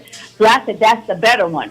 And then, they also have a peso vegetarian that they only eat fish. But you have to be careful with fish, because fish has so many pollutants that are in it that, people can get mercury poison from eating fish every single day, or they can get PCPs and dioxins all the time. And I tell my patients about that when they tell me they're eating fish all the time. I have a fish handout that tells them how much fish they can eat at each week, and what fishes are the big fish are the worst fish. And so I tell them that. So, if you know how to do them, but if you're going to become a vegetarian, you need to see a dietitian. That's my thing. Because if you just listen to the stuff on YouTube and they tell you all this stuff, and you get in trouble, then, you're going to be that one person that loses their hair. So, Ms. Anderson, Ms. Anderson, as a registered dietitian and educator, diabetes educator, it would, and I know you're not against doctors. I just heard you say that doctors don't take nutrition classes. They take nutrition classes. I'm sure that's part of their for them to do it. No, they just don't. I'm sorry. They don't take nutrition classes. Some do, but they don't. Most of them don't take nutrition classes. Okay. No, that's not true. We just had a doctor text. We just had a doctor text in and say that we do take nutrition classes, and so that's why I had to bring that up to make sure there was some pushback They here. might take one nutrition class. That's it. Let me tell you this. I went to the 100th anniversary of dietitians, and do you know Sanjay Gupta that's on CNN? Yes. The one that's on CNN. He came to speak to us because he works a lot with dietitians, and he said a lot of doctors, and he said this there, and I went to it. Sanjay Gupta said he never took a nutrition class. He said, I have never taken a nutrition class. That's poor Dr. Gupta. She probably should have never said that. but listen, we got a few more minutes before we have to end this segment again. We want to let everybody know we are talking to registered dietitian, certified diabetes education person, Marilyn Anderson. She's with DMC Hutzel University Diabetes Program, and she's giving us some valuable information. Now, Ms. Anderson, is there a way that we can contact you, or a website or an email that you want to give us if we want to get more information? And we got to definitely have you back on the show because we need this education for the people that are listening. I can give you my direct number. My phone number is 313-745-2514. That's 313-745-2514. 313-745-2514. That's Marilyn Anderson, registered dietitian, certified DMC Hutzel. So we got about 6 more minutes for the segment. So go ahead, give us some more, unless Ed or... Well, I have a question, and that is there any kind of warning sign, something that will alert somebody they really need to talk to a dietitian, other than I'm too fat? Well, it could be a lot of warning signs, not just for diabetes. So if it's for diabetes, the one warning sign, if you're having high blood sugars, you're drinking a lot of water, you're going to the bathroom all the time, you're going, after you eat a meal, you're just really, really tired and run down. You know what I'm saying? So your mouth is dry all the time. Now, sometimes when people have like cancer and things like that, if you see a profound weight loss, then you need to go see like you say, you lost like 20 pounds in a month or a couple, or 2 months. You need to go to the doctor and see what's going on, because you shouldn't be losing weight like that, especially if you're not, trying to diet. So those are some things that you can, look at, sometimes, now this digestive thing where they're having heartburn and things like that, sometimes when they keep having that progressively, they probably should go to the doctor, and then usually they'll go to the GI doctor, and then the GI doctor will refer them to us. Because we get a lot of referrals for different things. But I know for diabetes and like cancer, that weight loss, and then a lot of times, even our type 2 diabetics, when their blood sugars are too high, they will lose a lot of weight too. And Ms. Anderson, tell our listeners what a GI doctor is. He's a gastrointestinal doctor. Thank you so much. Yeah, that's what he is. I'm sorry about that. A gastrointestinal doctor, yeah. And so they will see, some patients will have problems with, gastrointestinal problems, and they'll know what it is, and they'll send it to us. Like they may have GERD, gastro reflex disease. Okay, so that's what we have. We see a lot of different things, but those are the most glaring things that I see with my patients. All right, so my question is, before we get ready to wrap up, is I understand that diet and exercise are significant to controlling diabetes and even reducing diabetes. And I am a type 2 diabetic for 15 years, and I hate it. I hate struggling with the fact that if I had the discipline to exercise and to eat properly, and sometimes I'm doing one without the other. Either I'm eating right, not exercising. I'm exercising, not eating right. And so I can't seem to shake this thing. But again, talk about the mental capacity that you have to have, and the discipline and consistency that you have to have in order to overcome some of these obstacles. Yes, that's a lot. Even for weight loss, you really have to want to do it, and so sometimes you have to. It's got to be a discipline. And I tell my patients all the time. I said, when trying to lose weight, like when my patients come to see me, or even my diabetics, they have to lose weight. I said, this is a discipline. I said, so you have to really be on target with your eating and your exercise, And I said, and if you do it enough, then it will become natural to you. So that's another thing you have to do. And I also tell them it's a lifestyle change.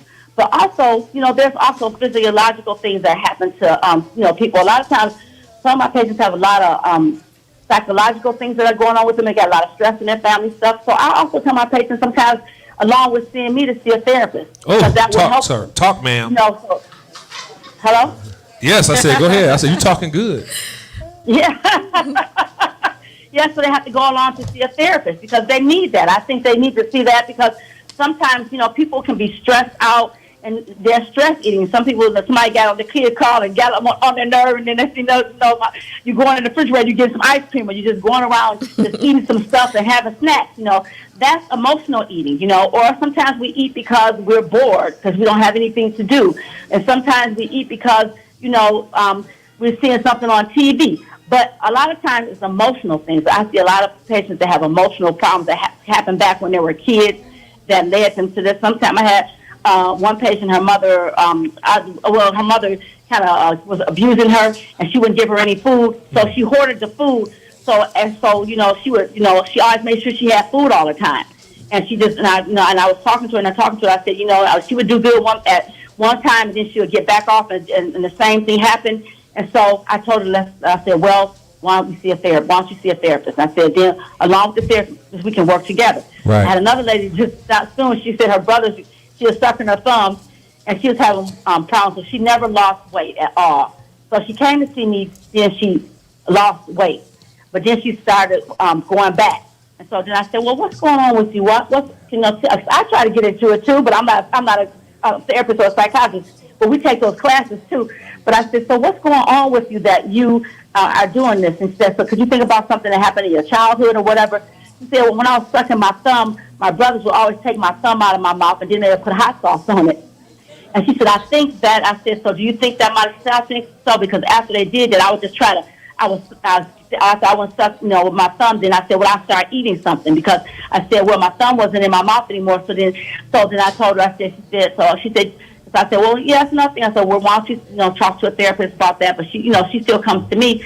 And so, and so these things work together sometimes. Sometimes my patients could just do it without seeing a therapist, and sometimes they have to see a therapist along with me. Right. Especially if Okay, well, you know what, gastric bypass surgery. Miss Anderson, we're finding that you have a wealth of information and a wealth of knowledge. I mean, you have all of our listeners in the studio here paying attention.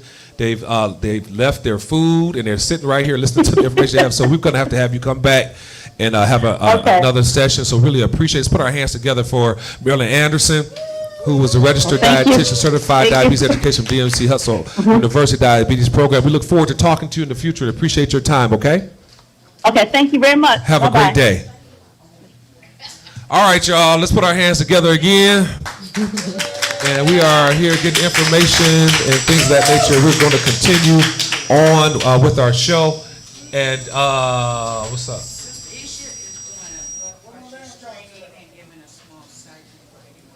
There's a blood pressure screening going over in our clinic. If you want to go over there and take advantage of that. And what are you doing? You got an announcement too? We're going to do that at the end. Can we do that at the end? Okay, cool. All right, we'll do that at the end. So now we're going to talk to our next guest. Let's welcome Bobby Benton, domestic violence victim advocate, and Felicia Berry.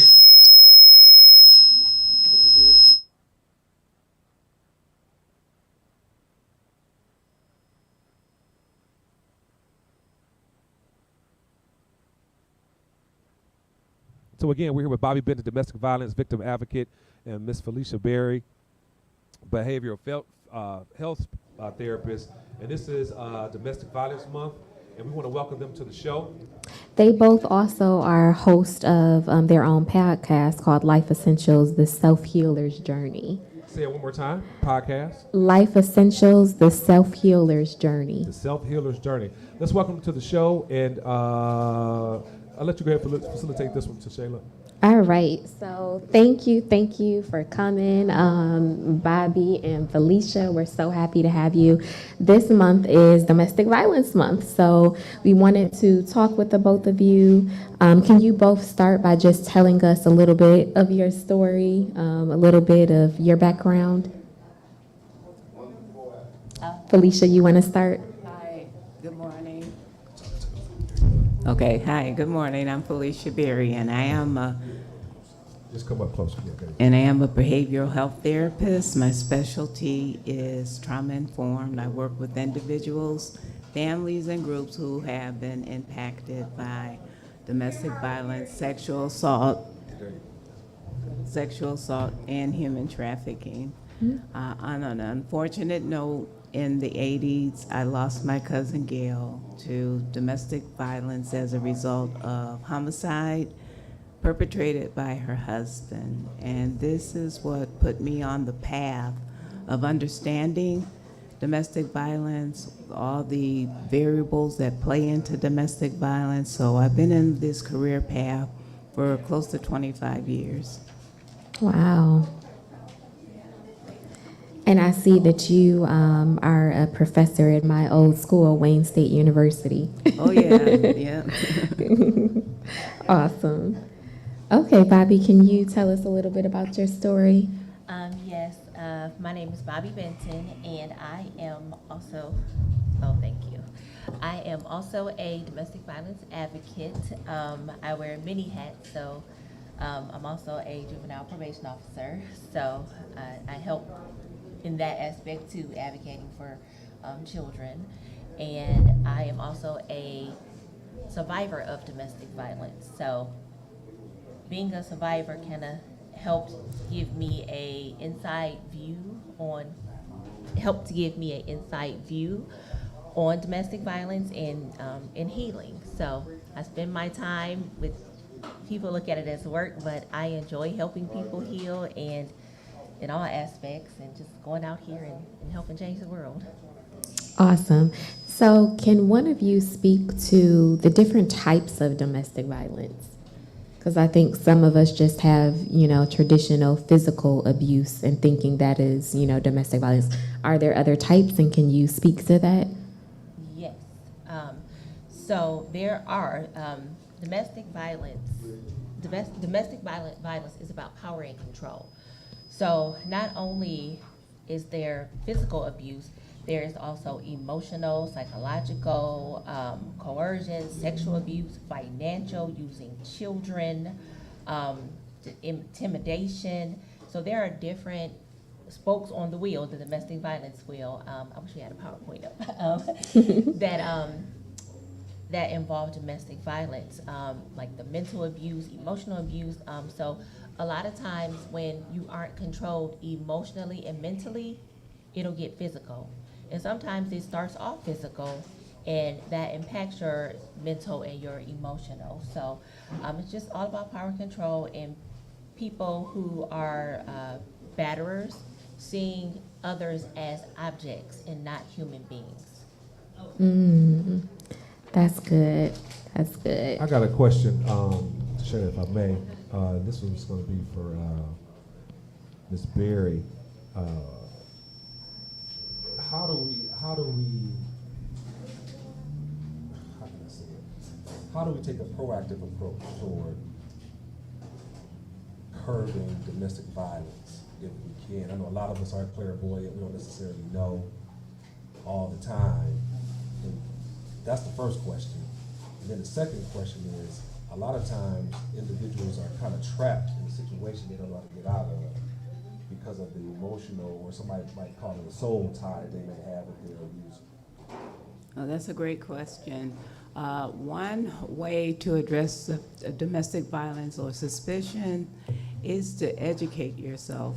Awareness, education, things to look for, isolation. Is the individual isolated, or are they being hovered over? Like, do they have like a helicopter mate? If she's there, he's there. If she's reporting in or she's checking in, all of her whereabouts. Another sign or indicator is that oftentimes the abuser is going to move in real fast. He's moving in real fast. He's going to want to get married within like the next 2 weeks, or he's going to want you, or he's going to want her to move in. So those are kind of signs that we are on the outside. Those are some kind of, where our antennas will go up. And we'll say, like, hey, wait a minute, are you okay? Are you sure that you want to do this? And be a continuous support, because it's emotional. So the individual may be drawn further in, but what we want to do is kind of stay close. What was the second question? The second question was, how does a person that might be in a situation get themselves out of it because of the emotional and the I guess a lot of people don't even know they're in a domestic violent situation because they've existed in it for so long, and so it becomes normal. That's you know what correct. I mean? So people are looking from the outside in, like, what's wrong with them? Or the fact that, you know what I mean? Well, oftentimes they're trying to fix it. They're trying to make it work. Oftentimes children may be involved, so they don't want to break up the family. Or it may be a financial situation. If I leave, where are we going to go? There's also the shame or the stigma that's attached. I don't want him to lose his job, or I don't want, I'm trying to keep it low key so that the family members won't, they don't want him around, especially if it's being known. One thing to say is when you're leaving or exiting a domestic violence relationship, that is when it is most dangerous. So you're going to want to have a plan in place. You definitely want to develop a support system. You definitely want someone who you can trust with IDs and birth certificates, because those are going to be really relevant, in the fact that they may be really, leaving that relationship. But there's so many factors involved. I don't want to be alone, or I don't want to raise these kids alone. So it's not one thing, but however, oftentimes they may go back between 7 and 11 times, but we want to treat it like, okay, this is it. They're really going to go, and we're going to put these things in place. But being present for them, being present, education, save money, it would be helpful if you know someone you can trust that can keep a strong box, because you're going to need money to move forward. You're not going to want credit cards. You don't want them checking your, for your credit cards. So being present, and again, giving them a safety plan, phone numbers to dial, shelter numbers to dial, again, finances, and have the children birth certificates where you can access it. Your social security card, if you can keep a copy. And keeping copies of driver's license, that may be a little, tricky, but make a copy of it front and back, and, put it with those items as well. As you all can see, this is chess, it ain't checkers. It ain't checkers at all. We're talking with Bobby Benton and Felicia Berry about domestic violence. This is a very, very serious issue, serious concern. And, like we would say, it's a lot on it. It's not as simple as just getting up and just leaving. So many different things, so many different variables. You mentioned the children being there, making sure that you have your vital records, that you don't leave a credit card or electronic footprint. All these things are significant. So you really got to think about all of that stuff. And then especially if you're in a relationship where the abuser handled everything, handled all the money, handled all that stuff, and so you got to rely on that person.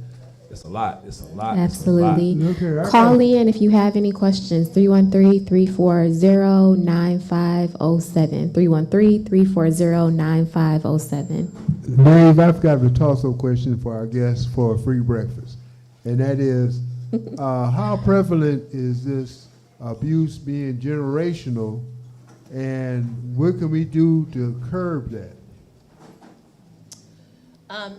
So domestic violence abuse, it is, I'm saying it is a high percentage of being generational. I don't have an exact number, but this is, I'm gonna say, as they say, generational curses. So if mom and dad were fighting, the children are seeing, a lot of times they're not caring if the children are watching, or they're saying, go to your room, but the kids hear everything. So, and when you grow up in a home of chaos, it becomes your normal. Like your nervous system is impacted by this. So that tends to lead people to toxic relationships, because that's their normal. When things are calm, it's like, okay, something wrong. And you do have people, sometimes they trigger the chaos because that is what they're used to. And so if you don't heal from your childhood trauma, when you embark on relationships, you're going to continue this pattern, continue this generational curse from relationship to relationship, and it's going to impact your children. Like your children thinks like this is okay, that they go to school and they act it out. You see teen domestic violence. And as early as like 6th, 7th grade, you're seeing relationships where they're fighting, the boys and girls are beating each other up, but it's normal because that's going on in their homes, and nobody is saying that it's wrong. So healing is important. If you grew up in a home where there was trauma, domestic violence, any kind of abuse, healing is important if you don't want to carry that cycle on to the next generation. So I just say plant seeds.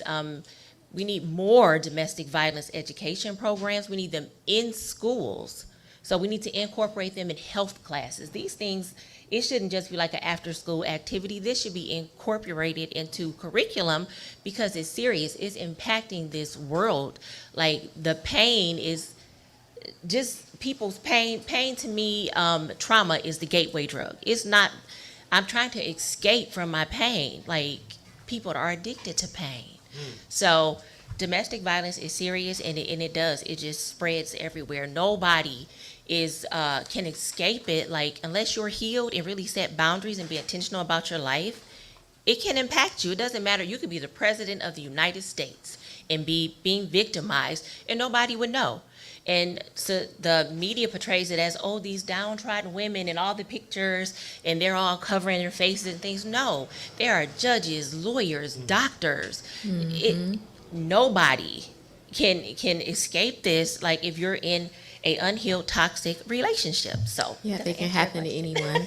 Yeah, again, it can happen to anyone. You get your free breakfast. It's Domestic Violence Month. We're talking with Bobby Bitt, domestic violence victim advocate, as well as Felicia Berry, a behavioral health therapist. If you want to be part of this conversation, give us a call at 313-340-9507, 313-340-9507. On the other side of this commercial, we're going to come back and get some more information from them. Come on, put your hands together. We'll see you on the other side of this break. For y'all, it's for y'all, Reverend Horace Sheffield in the wake-up call.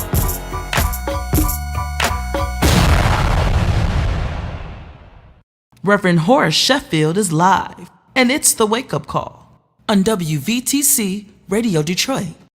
Are you ready to fight to end police violence? Don't miss Keith Ellison, Minnesota Attorney General and lead prosecutor in the George Floyd case, as he speaks at Dabo's Community Empowerment Speaker Series. Ellison will address Breaking the Wheel, Ending the Cycle of Police Violence on November 8th at 6 p.m. at the Bridge Center on Grand River and Livernois. Don't miss this opportunity to hear from someone on the front lines of the fight for justice. Visit dabodetroit.eventbrite.com to get your free ticket today. This is Super Bowl champion Lomas Brown, and I get my Saturday morning wake-up call from Reverend Horace Sheffield, my man.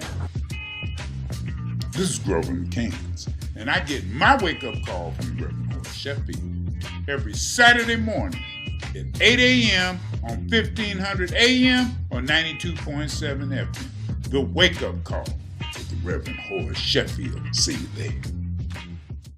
I'm Wayne County Treasurer Eric Sabri. We are living through unprecedented times. As a result, the Michigan Homeowner Assistance Fund was created. This fund, administered by the state of Michigan, is designed to help homeowners cope with pandemic-related hardships, such as delinquent property taxes. Residents may apply for up to $25,000 to help cover 2019, 2020, and 2021 tax years. Previous year's taxes must be paid in full or in a payment agreement with the Treasurer's office. Eligible homeowners must have a qualified financial hardship that occurred on or after January 21st, 2020.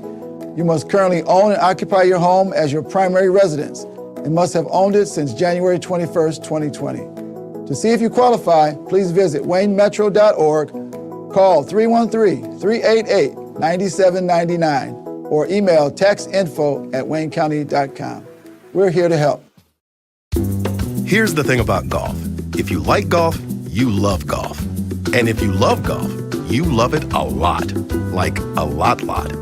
And when the weather is even the slightest bit accommodating, you grab your clubs and head to your Huron-Clinton Metro Parks. Because 7 regulation courses is a lot to love. Like a lot. They're your Metro Parks. Come to play and bring your clubs. Learn more at metroparks.com.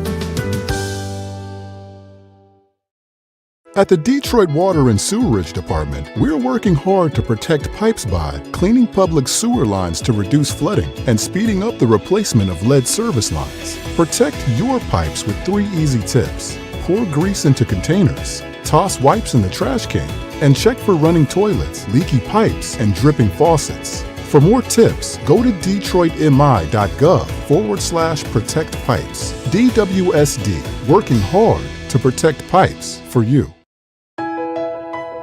Hi, I'm Stacy Reeves, General Supervisor for DTE. As part of our plan to make your power more reliable, we're installing new smart technology. When it's up and running, our smart grid will have fewer and shorter power interruptions. Our crews are out every day doing everything in their power to deliver the reliability you deserve. DTE.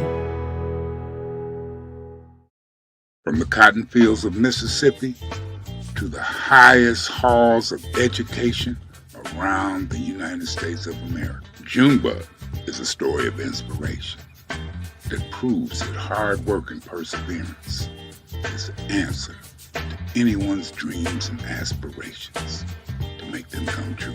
Go to MississippiJunebug.net and order your copy today. Junebug, the novel by Wilson Edward Reed.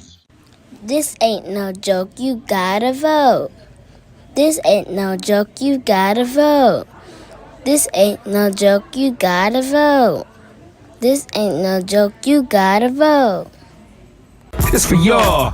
It's for y'all. Reverend Horace Sheffield in the wake-up call. Advocate Felicia Berry, behavioral health therapist, and we have a caller. Latoya, you're on the line. Yes, I'm here. Yep, your question or comment, brief, please. I wanted to ask them, how do you suggest family members of or friends of someone who you know may be in a situation that's harmful to them, whether it's physical or whether it's emotional? Obviously, we don't want to overstep or put them in more danger, but we do want to support that person. So how would you suggest we do that? Thank you. I recognize that voice. Hi, Toya. Hey. So when your friends and family are impacted by domestic violence, it's important first to know, do they even think they're in that type of situation? If they don't, you have to tread lightly, because what you don't want to do is push the friends or family away, because they may be content with what's going on because that may be their normal. So if you see some signs, you can say, hey, I noticed, but nicely say it, but say, I noticed this or that, and then see what they say. And depending on how close they are, like, well, have you ever thought about, but if they are aware of what's going on, don't shame your family. Don't ever shame them or say, well, why don't you just leave? Are you stupid? Don't ever. I mean, I know you wouldn't, but don't ever shame your family. You have to be a unconditional support. Helping your friends and family should not come with condition. They should not have to move as fast as you think they should move, because healing is everybody has their own time span for that. And also leaving a domestic violence situation, you have to be prepared. Like, you got to be ready to move, because like Felicia said, that is the most dangerous time when you're trying to leave that relationship, because now your abuser has lost control and they're going to try to get control back any way they can, even if it means taking your life, and depending on the mental instability of that person, taking both your lives. So you have to tread lightly with discussing domestic violence. But if the person is aware, start being an advocate for them. Say, hey, if you need a safe space to go, you're welcome here. Help them, like Felicia said, get them connected to resources. Start helping educate them.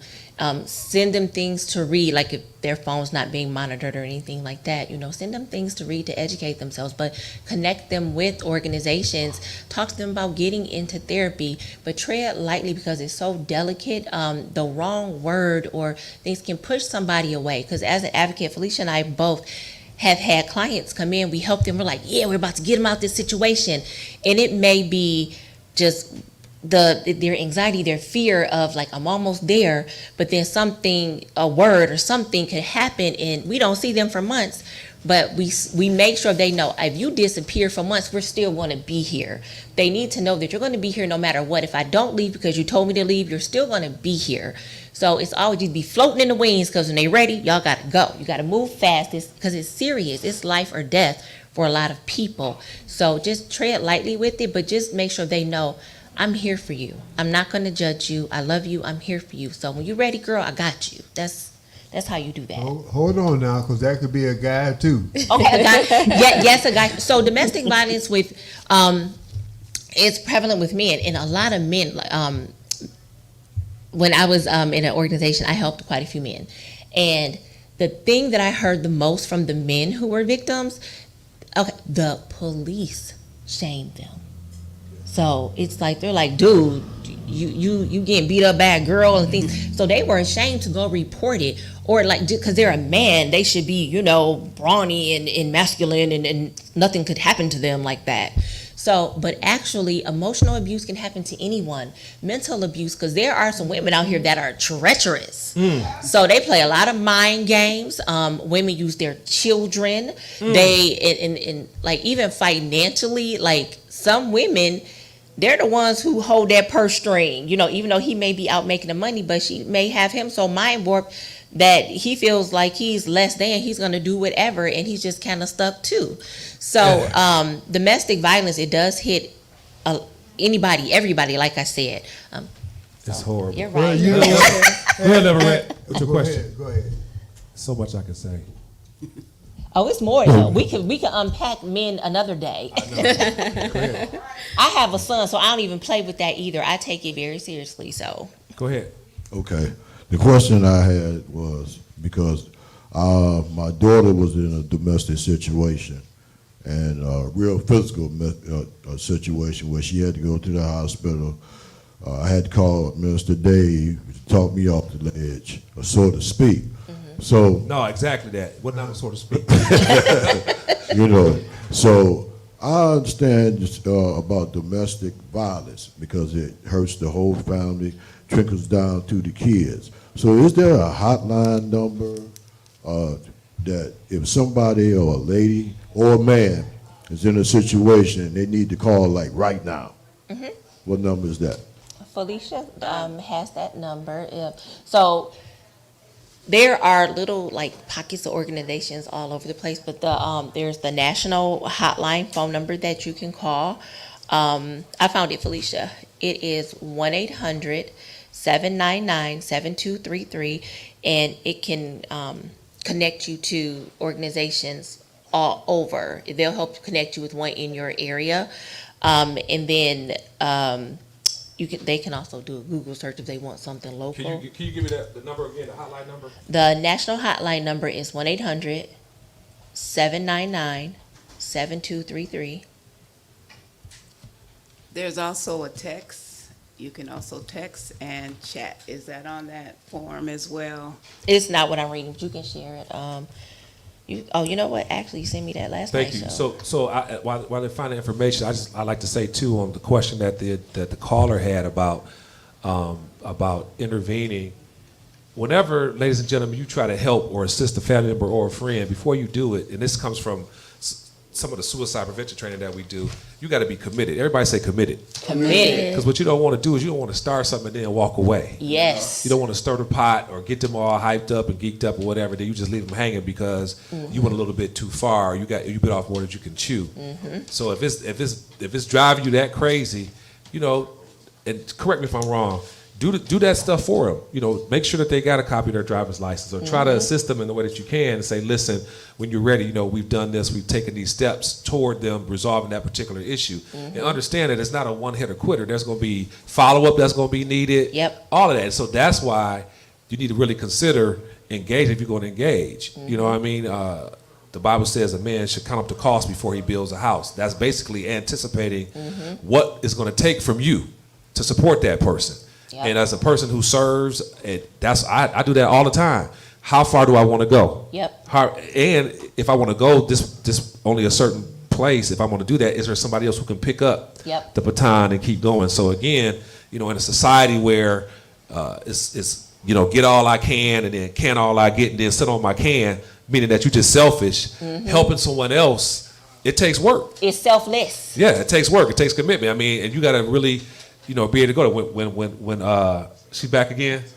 No. A different one? Okay. This must be LaToya Day. I hope it's LaToya Jackson. No, I'm just kidding. No, the other one was Natoya. This is LaToya. Okay. Hey, Toya. So, but again, like when Leverett called me, we talked. And the thing is, you know, he was ready to go to jail. I mean, I am. I got 2 daughters and a grandbaby. Can I talk you on guys that? are not alone. I need to say something about that though. Like when family, I do not encourage family to get involved that way. So I'm gonna tell you this, myself, my own story, like Felicia said, you go back between 7 and 11 times before you decide to leave. I sure did, and each time I was dragging my family into it. But guess what? They don't have to forgive this person or anything. Remember, the stuff that's going on with you, it is impacting, like he said, the family.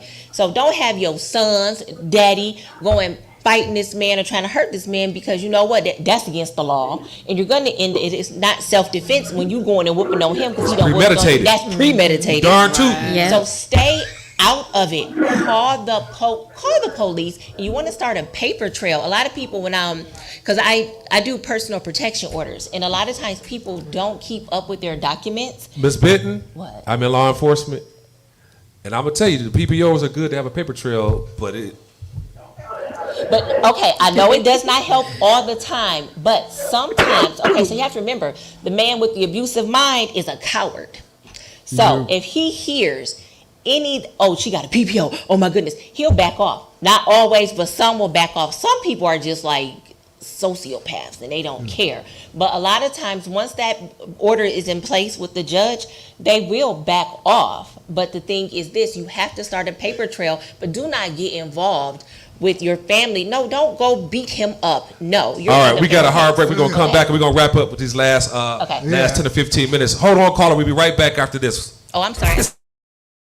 For y'all, it's for y'all, Reverend Horace Sheffield and the Wake Up Call.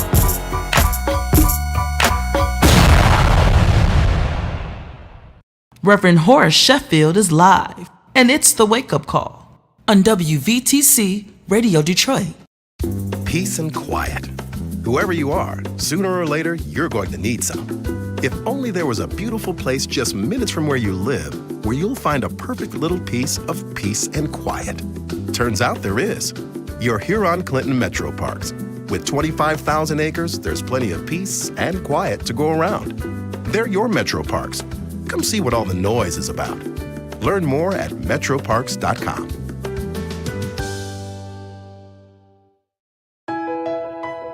Hi, I'm Stacy Reeves, General Supervisor for DTE.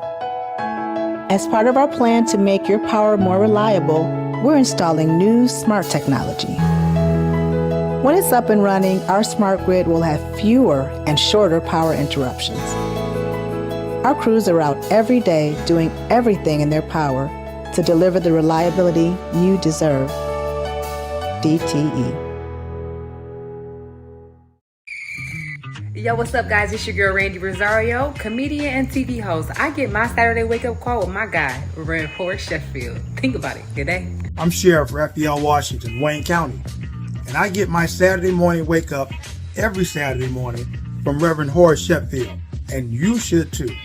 Every Saturday morning at 8 a.m. on 1500 AM or 92.7 FM. The Wake Up Call with the Reverend Horace Sheffield. Are you ready to fight to end police violence? Don't miss Keith Ellison, Minnesota Attorney General and lead prosecutor in the George Floyd case, as he speaks at Dabo's Community Empowerment Speaker Series. Ellison will address Breaking the Wheel, Ending the Cycle of Police Violence on November 8th at 6 p.m. at the Bridge Center on Grand River and Livernois. Don't miss this opportunity to hear from someone on the front lines of the fight for justice. Visit dabodetroit.eventbrite.com to get your free ticket today. I'm Wayne County Treasurer Eric Sabri. We are living through unprecedented times. As a result, the Michigan Homeowner Assistance Fund was created. This fund, administered by the state of Michigan, is designed to help homeowners cope with pandemic-related hardships, such as delinquent property taxes. Residents may apply for up to $25,000 to help cover 2019, 2020, and 2021 tax years. Previous year's taxes must be paid in full or in a payment agreement with the Treasurer's Office. Eligible homeowners must have a qualified financial hardship that occurred on or after January 21st, 2020. You must currently own and occupy your home as your primary residence and must have owned it since January 21st, 2020. To see if you qualify, please visit waynemetro.org, call 313-388-9799, or email taxinfo@waynecounty.com. We're here to help. The Detroit Water and Sewerage Department is looking for motivated Detroiters to be a part of our team. We have opportunities for field services technicians, engineers, and customer service specialists with competitive pay and benefits. Make a real difference with the work you do every day. Join other Detroiters who are taking part protecting the pipes where we live, work, and play. Learn more and apply at detroitmi.gov/jobs. DWSD, working hard for you. From the cotton fields of Mississippi to the highest halls of education around the United States of America, Junebug is a story of inspiration that proves that hard work and perseverance is the answer to anyone's dreams and aspirations to make them come true. Go to MississippiJunebug.net and order your copy today. Junebug, the novel by Wilson Edward Reed. This ain't no joke, you gotta vote. This ain't no joke, you gotta vote. This ain't no joke, you gotta vote. This ain't no joke, you gotta vote. It's for y'all. It's for y'all. Reverend Horace Sheffield in the wake-up call. All right, that's START, S-T-A-R-T to 88788. Caller, go ahead with your question or comment briefly. Thank you. Hi, my name is Latoya. Just wondering, what's the best way to help a friend dealing with domestic violence? In my experience, I just don't want to make the situation worse. So what is your suggestion? Thank you for your question.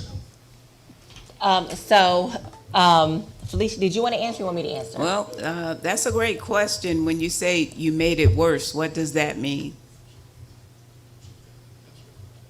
She said she doesn't want to make it worse. She don't want to make it worse. Oh, you don't want to make it worse. So again, you kind of want to take a stand back approach, not too far, but not too pushy, because based on my experience, because of my heartstrings that were attached to my abusers, my family knew if they kept pushing me, it was going to push me closer to him because I was protecting him. I wanted to help him. He was hurting, so I wanted to kind of, soothe that person, not knowing what I know today. So what they did was they waited in the wings, but they still kept an eye, kept in contact to make sure that I was okay. So what you can do is avail yourself. But we're talking about emotions here. We're talking about family here. So, your emotions can be heightened, but the main thing is to be available, be present. When they come, you can, instill in them, you're better, you can do better, you deserve better. I was told that until I actually believed it, because I didn't believe it. I thought I was a hot mess. But they kept telling me, you can do this, you can do it, you're better than that, you deserve better. They would take me places. If he cared for you, he would take you here, he would take you to this nice restaurant, or he would take you to movies and those kind of things. And finally, it kind of hit. And that was when I started to make my way. And I knew who I could contact. And when I said I'm ready, they were right there. But remember, 7 to 11 times. And when we talk about 7 to 11 times, we're talking about heartstrings. Mm-hmm. Because he's not throwing you around the room 24/7. Mm-hmm. You're going to hit the honeymoon stage where it's going to be quiet and it's going to be a calm. And you're going to remember that person that you met, that person that drew you. And then life will start lifing again and things aren't working out. And then that cycle begins, the tension building, walking on eggshells, and it's just that one thing that sets them off, and you become that punching bag. Yep. Thank you so much. Yes, ma'am. Can you hear me? Yep. Okay. I basically want to say that for myself, I don't call myself a victim, but I've experienced domestic violence. Mm-hmm. But at that time, I had 2 big brothers. And I did not tell them to whatever, but they sort of threatened. Mm-hmm. And my thing was, I didn't want my brothers in prison for a clown. Mm-hmm. That's the way I looked at it. Why should they serve time for somebody else that clowns, I had my uncle calling from Indiana. Do I need to come up there? Months later, male relatives will say, how's it going? Do I still need to do this and that? So leave those family members out and just let the Lord handle it. But I did have an aunt that told me, get away from him because they do not change. Yep. No. Because it was nothing I had done. So for him to attack me, she said, get away from him. And then she showed me the scars on her face that I had never noticed before, where she had gotten away from domestic violence, 30 years ago or whatever like that. And it's been more than 30 years for me also. But I have a cousin that I believe, she's admitted it to me. And then when I talked to her again, she said, oh no, that didn't happen. Well, I made it up. I don't even know this man, you know. He could have been sitting right there when she was talking to you. That's true. Oh, maybe. That's true. I never thought of that. And I got a comment. I never thought of that. I got a comment on your big brother and family intervening. Well, there's a way to intervene without going to prison. Oh, is it? Okay. And that is to instill fear in the aggressor's being. You don't have to touch him to make him understand what can happen, because people who do things, they know the kind of results they're looking for, but they don't want to feel that themselves. So if you instill that fear in them, that's the deterrent to keep them from continuing the behavior that they're having. Well, maybe that's what happened then. That's what I'm saying. But, they ain't got to go to jail for that. Oh, okay. See, I'll keep that in mind. I'm going to tell let her. this be public knowledge. I still carry 2 Louisville Sluggers in the back of my vehicle. That's right. I ain't never had to use them, but as long as somebody knew they were there, problem solved. Okay. Yeah. Right. So I have this cousin that's, she might be 30 now, maybe. And like I said, she told me, and she was mad at me because she wanted my daughter to come and pick her up from somewhere and take her back to where she used to live, and I wasn't going to do it. And I told her why I wasn't going to do it, because my daughter had her children with her. And so I never even told my daughter, to go pick her up or whatever. So since then, and that's been over 2 years, she's blocked me, so I can't call her, and I don't drive anymore, so I don't really know where she lives, but I could find out where she used to live and maybe drive by there and see, because I know she needs help, and she's got young children.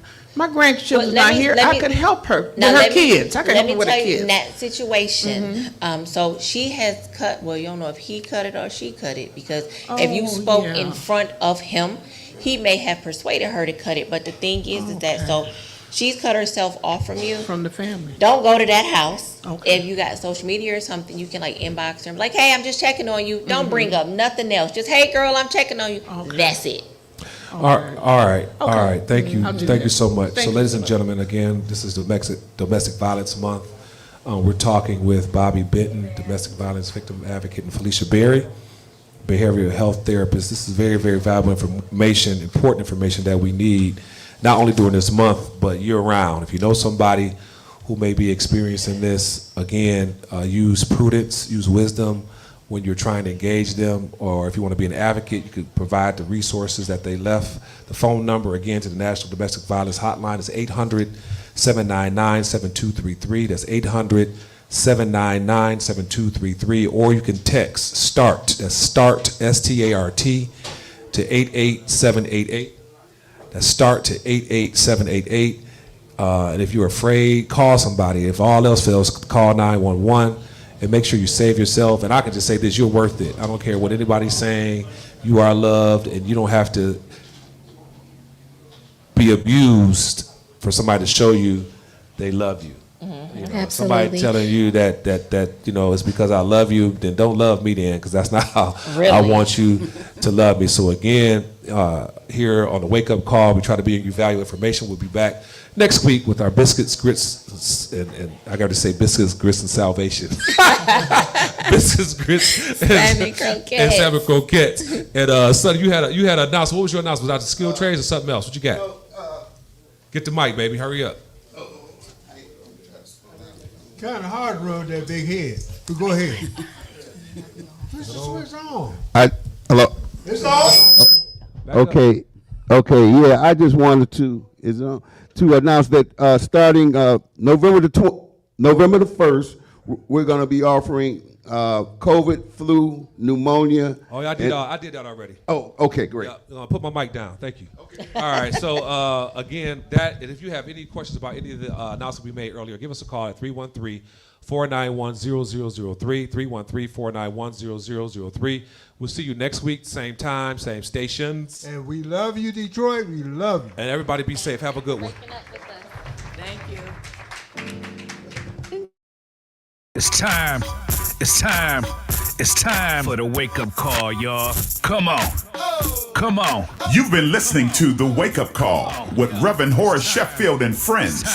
Tune in again next week from 8 a.m. to 10 a.m. right here on the WVTC Detroit Radio Network. Time. He's on the line. This is knowledge and power for every mankind. For every generation that's in these streets. We making sure you ain't walking in your sleep. We're in your town, your city and community, promoting good health, wealth, and unity.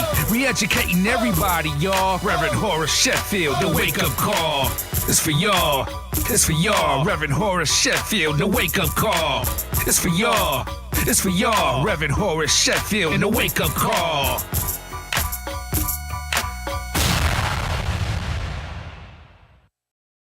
The views and opinions expressed on the previous broadcast are those of the authors and do not necessarily reflect the official policy or position of WVTC Radio Detroit, its advertisers, or affiliates. Congratulations to WVTC Gospel Radio, as they are again the recipients of the 2023 Stella Award for Best Internet Radio Station of the Year. Many thanks to our viewers. Keep watching as we are winning victories through Christ.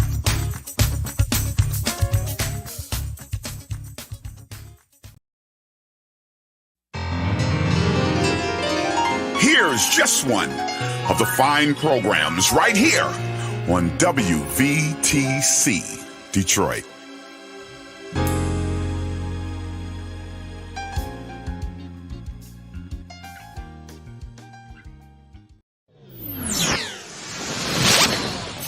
Hey, are you in need of a jingle, a commercial, or have you considered a podcast for your business or ministry? If so, let WVTC Radio Detroit be your choice. And guess what? Location is not a problem. We can pick you up and broadcast you from anywhere. For more information, please go to our website at WVTCDetroit.com or drop us an email at WVTCRadioDetroit@gmail.com. We're waiting to hear from you.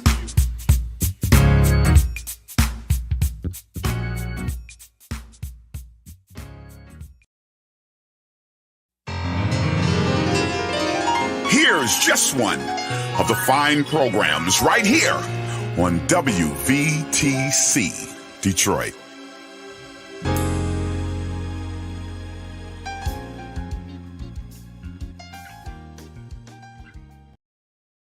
You're listening to WVTC Gospel Radio Detroit, and we're flowing in the Spirit.